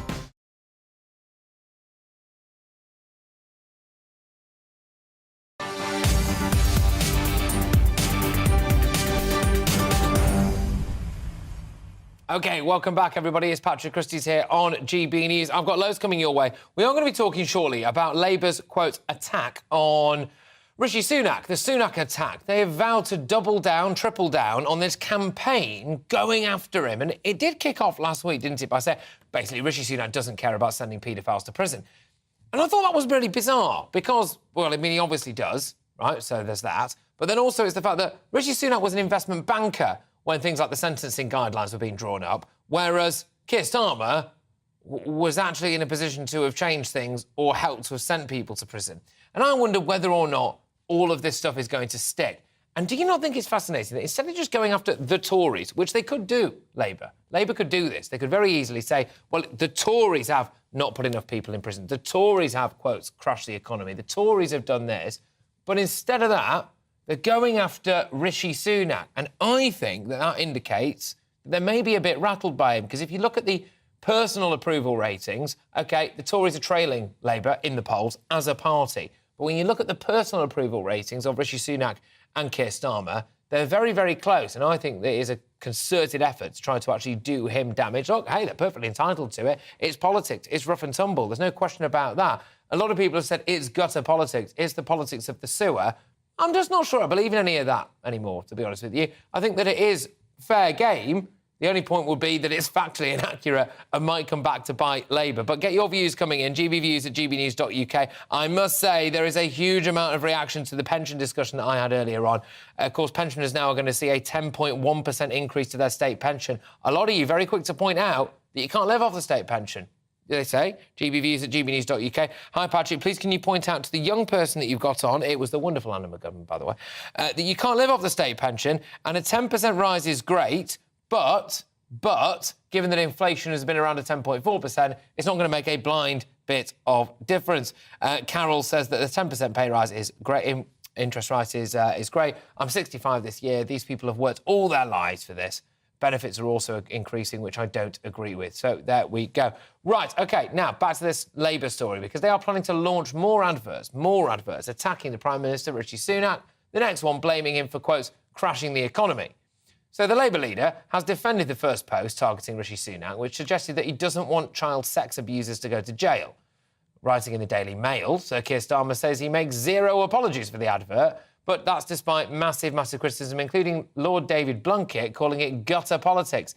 But is this tactic actually going to work? I'm joined now by psychologist Honey Lancaster-James, and I wanted to talk about the human psychology of all of this. Thank you very much. Now, that is a lie. What Labour is doing at the minute is putting out lies, because Rishi Sunak does want paedophiles to go to prison, and it is not his responsibility that the economy crashed a bit. So people know this. Do you think, though, that this Labour campaign targeting him directly will actually stick? Well, the truth of the situation is that it's such an emotive topic that, unfortunately, I think a lot of people are going to react to that. It's a very distressing topic. And to be honest with you, as a media psychologist, it really concerns me when any political party or actually anybody with a campaign or an agenda starts to use things that are known to be very distressing topics to kind of emotionally manipulate, really. There's no other way of describing it. It's emotionally manipulative of people out there. And I personally think it's quite insulting to voters, to people in general, to start sort of using things like this to try to persuade people one way or the other. In terms of whether it has an impact, it's interesting because I think not only does it have an impact on people and their perceptions of different political figures, but as a psychologist, I work very much in a very niche area. I work with public figures, people who live or work in the public eye. And I can tell you that things like this has a big impact on the people that it's targeting as well. And wherever you stand on the political spectrum is irrelevant, really. We are talking about human beings taking public office. And what really worries me more than anything is, where does this kind of politics stop? Eventually, we're going to have a situation position where nobody with kind of, good sense and perhaps would be a good pair of hands to put our country in is ever going to stand up and kind of put themselves in these positions if they're going to be victims of this kind of attack, really. That's what worries me across all parties. Yeah. Can I ask you to just hold on the line for me quickly? Is that all right? I've just got a little bit of breaking news that I need to go to, and I'll return back to you. Israeli-British Rabbi Leo D, who lost 2 daughters in a West Bank shooting, is speaking in the Jewish settlement of Efrat right now after his wife, Lucy, sadly, who was seriously wounded in Friday's attack, passed away today. I believe we can just take a little bit of this live now. A white car with a bullet hole and suitcases on the back seat with blood on. The suitcases were definitely ours. I immediately turned around. I drove like a lunatic to the Hamra junction. We got there at 12:30. The police wouldn't let us see the car. And by this point, we knew that the 2 younger girls had been killed by terrorists with an automatic Kalashnikov rifle, 20 bullets. And the older woman had been airlifted to Hadassah Ein Kerem Hospital in Jerusalem. I wanted to be with Lucy in the hospital, but we couldn't believe that this was our car until we saw our family. So I wanted to see the girls, or at least the car, for myself. After what seemed like a lifetime, it was actually 3 lifetimes. I convinced them to bring us an ID card that they'd rescued from the scene. It was Maya's. I went numb. I didn't cry yet. I was highly rational. I went back to the car and I drove another hour and a half straight to the hospital. Lucy had had 2 bullets, one through her brainstem and one lodged at the top of her spine. There was an operation. There was reason for hope. But alas, our family of 7 is now a family of 4. Today is the first time that the 3 festivals of Pesach, Easter, and Ramadan have coincided for 30 years. Pesach and Easter are both festivals about redemption, making the world into a better place. Fasting on Ramadan, I have learnt, generates empathy for those in need, and thereby is also about making the world into a better place. Making the world into a better place is a good thing. All world religions believe that we have the power to differentiate between good and evil, so that we can choose to do good. And if we choose to do good, then we make the world into a better place. I am saddened that recently... OK, all right. So that was Israeli-British Rabbi Leo D, who sadly lost 2 daughters in a West Bank shooting, and now, as well, his wife. You can see a full version of this on GB News' website. So if you want to see more of that, then go there for the latest. I'm just going to go back, I believe, now to the psychologist that we had on earlier on, which I think actually is a really fascinating topic. Look, Honey, thank you very, very much. Great to have you back on the show. Sorry about this, and thank you for hanging over to us. It's Honey Lancaster-James. So I want to know, though, why someone, in terms of advertising, now this is, in case you're just joining us, ladies and gents, I should just clarify for anyone, about the Labour attack ads on Rishi Sunak. So if you are doing any kind of branding, OK, if you are not advertising your own product, what you are doing is slamming a competitor. What's the psychology of that? Do you think, reading between the lines there, that means that you haven't got that much to sell? You just want to do down your competition? I think it's a tactic that speaks to perhaps the motivation to look. Whenever any campaign is launched by any brand, by any body, by any company, by political party, there is a strategy that's devised. There will be people speaking behind the scenes saying, right, what is our strongest, most impactful strategy that we can come up with to support our cause, to get it talked about, to get it believed in, whatever it is. And, at the same time, of course, giving ourselves the competitive advantage. So I think what we would have to assume is that any political party that chooses to lead with negative sort of headlines or negative depictions and stories about their opponent, obviously considers that to be their best strategy at this time. And I think one of the problems really in the way that politics is that quite often the best strategy that they can think to do is to cause quite a lot of alarm and distress. I think the other thing that we have to be aware of here, I mean, I looked earlier, and for example, on the NSPCC website, it says that although it's difficult to establish, it's estimated that 1 in 20 children are at some point a victim of a sexual assault. That means an awful lot of people are walking around out there watching this right now, watching TV, you know, and they have been affected by these kinds of issues. And as a psychologist, I'm thinking about what that must be like to be walking down the street and be, you know, met with I don't know, a sign on the side of the bus stop that triggers this past trauma. And, you know, I really think we could do better than that. I think that we shouldn't be using really distressing topics to try to really, for an agenda. Absolutely. Look, honey, thank you very, very much. And I massively appreciate you hanging over the other side of that for us. That's psychologist Honey Lancaster-James. Just react to Labour's new campaign, really. It is a real shift, I think, for Keir Starmer to go from, you know, man of, integrity and honour and all of this to just shamelessly attacking Rishi Sunak. Look, I think he's well within his rights to, by the way. People that say it's gutter politics and sewer politics, I understand why they say that.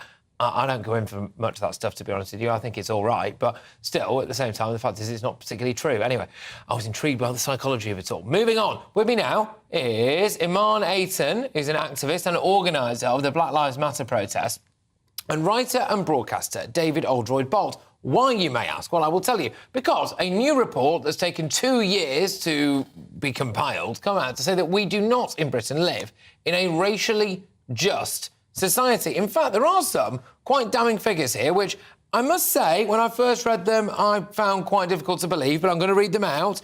Nearly a third of people from ethnic and religious minority groups have reported racial discrimination in education, employment. Nearly a fifth say that they've been discriminated against when looking for housing. More than a fifth of all minorities have reported experience of discrimination from the police, especially with the black community, it must be said. And also the Irish traveller community have copped it massively throughout this entire report in pretty much every way. In fact, I was going to say score highest, but that implies that they've won something. In this case, of course, they've lost. They score highest when it comes to discrimination everywhere. So I wanted to know, do we actually really live in a massively racially unjust society? I will start with you, Iman. Thank you very much. Iman Aitan, there, activist and organiser of Black Lives Matter protests. Do we live in a massively racially unjust society? Yes, we do. Thank you for having me, Patrick.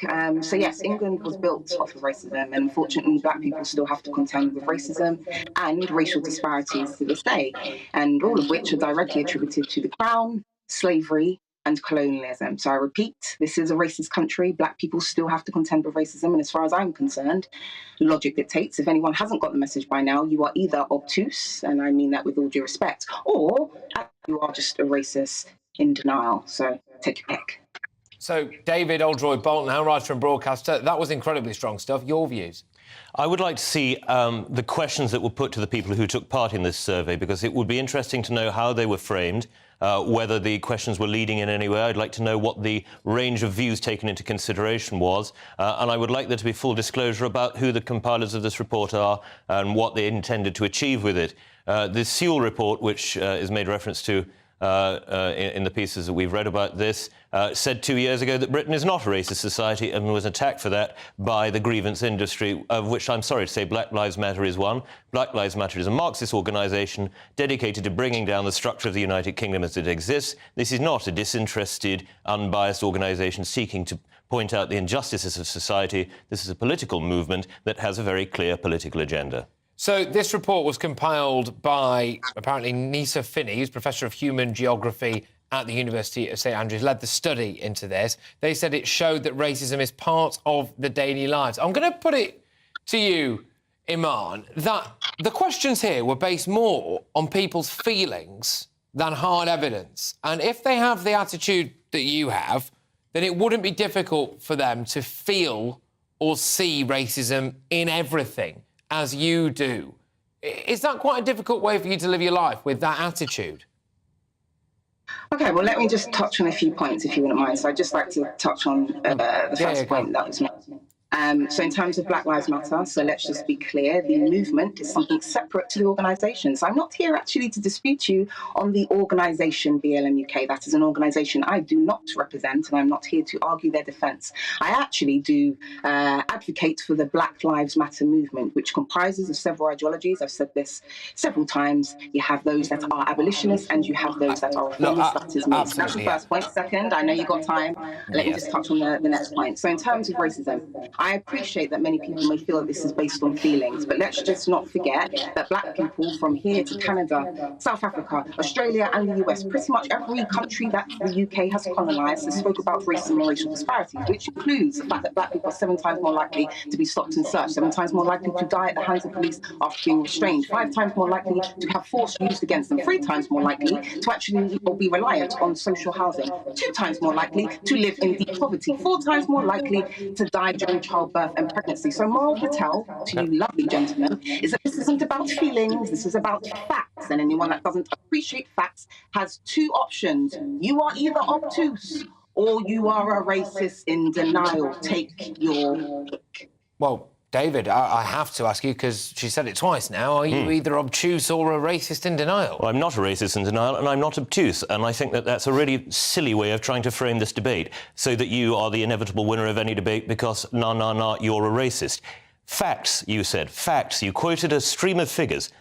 Who has collated these figures? Do they refer to the countries you mentioned as a whole? Do you have any specific figures for the United Kingdom? It's very easy to selectively cherry-pick things that you have decided are worth bringing up in order to highlight your points, in order to win the argument. I don't think that people are going to be gulled into agreeing with you or hoodwinked into thinking that this is in any way a reliable set of statistics and facts. These are not facts. These are not facts. These are not facts. To be fair, these are not facts. Iman, he did let you finish, so go on, carry on. I do apologise, you're right. A lot of enthusiasm. I do apologise. Please continue. Thank you. These are not facts. These are not a disinterested set of statistics that you have suddenly, out of the beneficence of your approach to the human race, decided that we all need to know about. These are things that you are using to reinforce a politically and historically spurious point of view that we are all institutionally, inevitably and inviolably racist, that this is some kind of original sin that all white people must bear. It is not the case, and it is an insult to say it is the case. All right, so Iman, I want to ask you now, if we take this at complete face value, and if everything that you've just said there is true, OK? If everything that you've said there is true, and we are not a racially just society, what has to happen now in order for us to become a racially just society? First step is always going to be understanding prejudice, because this is where this gentleman is failing to kind of incorporate it into his argument, and this is why he's falling short. Prejudice is a fact of life, right? So every individual, in order for us to make decisions, in order for us to keep ourselves safe, we have preconceived opinions. We have preconceived opinions about people, situations, things, etc. And we also have preconceived opinions about race, which is due to historical context. And as you eloquently stated your point, and like I said, you're missing the biggest point here. Prejudice is a day-to-day part of life that Black people have to contend with. That is not something that you have to contend with. Therefore, it goes above your head. Can I just ask you, just on that, sorry, it's an important question, this. No, sorry, it's an important question. Just on that, Iman. Is David not contending against that right now? Are you not prejudiced with preconceived ideas about him because of his race? No, I gave him 2 specific options. I actually explained to him that racism, racial disparities are very much something that Black people have to contend with to this day. Black people around the world have been speaking about it for centuries and have actually been giving white people, several different types of white people, Black people, Asian people, step-by-step instructions as to how to fix the problem. And yet, after all of these centuries, this gentleman has come onto TV and acted as if he's just completely oblivious to it all. So again, logic dictates you're either obtuse or a racist in denial. Take your pick. OK, David, do you think that white people sometimes suffer from racial discrimination as well? I think that's exactly what is going on here. How kind of you to have explained to me all of these things, of which I was, of course, totally and utterly ignorant. You are appearing on national television, essentially calling every white person in the world inviolably racist. This is itself a racist point of view, just as if I were to say that every black person is racist or has any other point of view. How can you dare to be on this and speak with such contempt for the majority of the people in this country who are good, kind, decent people who wish for the best for us all and who go about their lives, I'm sure, as I do, as Patrick does, in a spirit of openness and in the hope that we can, if there are, where there were, it is undoubtable that there were specific instances of injustice, we hope that we can correct them. But for you to sit there and call us all racist, say that we need to be taught, say that you need to explain to us, is arrogance and contempt of the most ridiculous sort. It is appalling, and you cannot seriously propound these ideas. All right, very quickly, Iman. I'm getting shouted at here because we're going over, but very quickly. Can I respond quickly? Very quickly. If you don't mind, Patrick. Thank you very much. So again, this isn't about... It's interesting that you have confused my facts with just kind of being rude and insulting. I'm just stating facts. And what you fail to, again, understand, another thing, is that the Sewell report that came out in 2021 said that this country wasn't institutionally racist, and that also included the police. But we've also just had the Louise Casey report, right, that stated that they were institutionally racist, homophobic, and sexist. So everything that you have prefaced your statement with basically sounded like Tony Sewell when he got it wrong a year ago. So let's not get confused. It's not about feelings, it's about facts. Don't be offended by the fact that we have an historical context in this country that results in racism and racial disparities. Get off your anti-woke high horse and get with the programme, sir. OK, all right, look, but I can tell you there's absolutely no point that you two are ever going to agree on this, so thank you very much. But that is the point of a debate, so there we go. Look, both of you, thank you very, very much. I'm sure a lot of people will be shouting at their TV screens and radio sets now, one side or the other. As Iman Ated, activist and organiser of Black Lives Matter protests, and writer and broadcaster David Oldroyd-Bott. Whew, right, OK. Now, some head teachers say that children taking their GCSE and A-levels this summer should be marked more generously because of the impact of their strikes on the education. Good grief. Are they right? I'm Patrick Christys on GB News, Britain's news channel. I joined GB News because I was sick and tired of not hearing my views being represented, not just mine, but so many people that I knew and spoke to. I just couldn't get my voice out there. I couldn't say anything. I couldn't do anything. Whatever the narrative was, I kind of had to follow it. GB News is there to provide a voice for those who have been ignored by the establishment media. We think different things, we've got a different style. GB News is here to be optimistic and positive about the future. It's real kind of dynamic and flowing, with the audience very much at the heart of it, like a big family. Here at GB News, we talk about the things that matter to you. Hearing the voices from right across our towns and cities, especially our towns. All sides of the argument represented with a heavy dose of opinion. We're on a mission here to make a difference. And the GB News family really is here for you, and whatever time of day you can watch or listen. Britain's watching. Britain's watching. We're proud to be GB News. The People's Channel. Britain's news channel. Westminster is going around in ever-decreasing circles, followed by the media. Britain is broken. How on earth did we get into this mess? But more importantly, how do we get out of it? Join me at 7 p.m, Mondays to Thursdays on Farage, here on GB News. We will have open, rational debate. We've got to work out how Britain moves forward from this. Join us here on GB News, the People's Channel. Britain is watching. You've probably seen politicians interviewed 1,000 times, but we do it differently. We find out who they really are, we don't shout, we chat, and hopefully we bring a bit of light, not just heat. Did you know Kate Moss? Apparently. Do you have a pair of jeans or a pair of jeans? No, of course I don't. What would I do with them? My friends are like, oh my God, what's she doing now? Join me every Sunday at 6 for Gloria Meets, only on GB News, the People's Channel, Britain's news channel. I'm Jacob Rees-Mogg, the Member of Parliament for North East Somerset and a former government minister. For years, I've walked the corridors of power in both Westminster and the City of London. I campaigned in the largest democratic vote in our island story. I know this country has so much to be proud of. We need to have the arguments, the discussions on how we make it better. The wisdom of the nation is in its people. Vox Populi, Vox Dei. That's why I'm joining the People's Channel. Join me Monday to Thursday at 8 p.m. on GB News, Britain's news channel.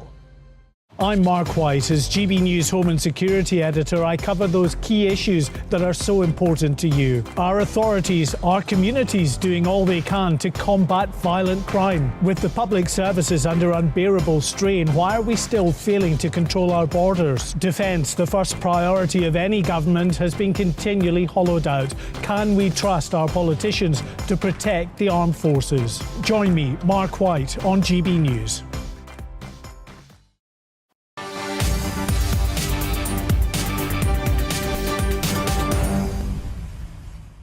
OK, so how about this for a suggestion from some head teachers? They say that children taking their GCSE and A-levels this summer should be marked more generously due to the fact that teachers went on strikes and the effects of COVID lockdowns. Exam boards have graded children more leniently in each of the last 2 years because of the fallout from the pandemic. Joining me now is Tony Breslin, who's a former chief examiner and the author of 2 texts on the educational impact of lockdown. Look, great stuff. Thank you very much.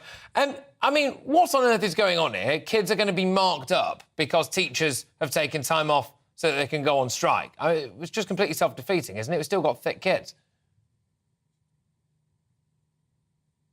Well, if you put it that way, it would be. But look, first thing to clarify, Patrick, is that this is not about softer exam papers or softer marking. The exam papers that the young people sit in the next 2 months or so will have been written about 18 months ago. The mark schemes for those papers will have been written 18 months ago, and those papers will be marked against those schemes. But the only question that arises is not about marks changing, but potentially is an A grade given, for instance, for 68 rather than 70, or a B grade for 60. Yeah. So it'll be marked up. For 60 rather than 62. So it's really important to separate out the fact that the papers will be the same. They'll be just as hard for the young people. Yeah, I get that, but the grades will be different. And I've got to be honest with you, from where I'm sitting, it looks like teachers are covering their back so they can say, do you see, kids' grades weren't affected by the fact that we went off on strike. Why? Because they fudged the grades. I accept that you can read it that way. I don't think that's fair. I think the question is that when the awarding authorities made their decision to, as you know, the grading process was tweaked during lockdown, as was the assessment process. And there's been this path back to sort of standard pre-lockdown grades. Now, when that path was set, we didn't know what the full impact of lockdown would be. We're seeing all sorts of studies now that say it is only now coming through. What we can't do in this situation is penalise the young people. So the question simply arises, are these young people in ordinary circumstances or extraordinary circumstances? And extraordinary primarily in terms of the legacy of lockdown. Okay. And of course, the teacher unions that have called for this, the headship unions, they have not taken strike action yet. That may change, but they haven't done so. So I think it's really important to ask the question, you know, as a former chief examiner, what we always wanted to make sure was that children got grades that represented not simply their performance on the paper, but what they were capable. I've got to wrap up, I'm afraid. Look, Tony, I'm really sorry. Otherwise, I'll get thrown off air. I've been Patrick Christys, and now, ridiculously, I have to go to the weather. Hello there, I'm Greg Dewhurst. Welcome to your latest broadcast from the Met Office. We have issued a wind warning for Tuesday and Wednesday across western parts of the UK. Strong winds, 50-60 miles an hour, are possible. That's due to an area of low pressure that's developing and moving in from the Atlantic through Tuesday afternoon into the evening, overnight and Wednesday itself. The low pressure hangs around for much of the day on Wednesday, some very strong winds and also some heavy rain leading to some travel disruption. Through this evening, we still have showers across the UK, these merging to give some longer spells of rain across Northern Ireland, southern Scotland, northern England for a time, but this tending to ease into the early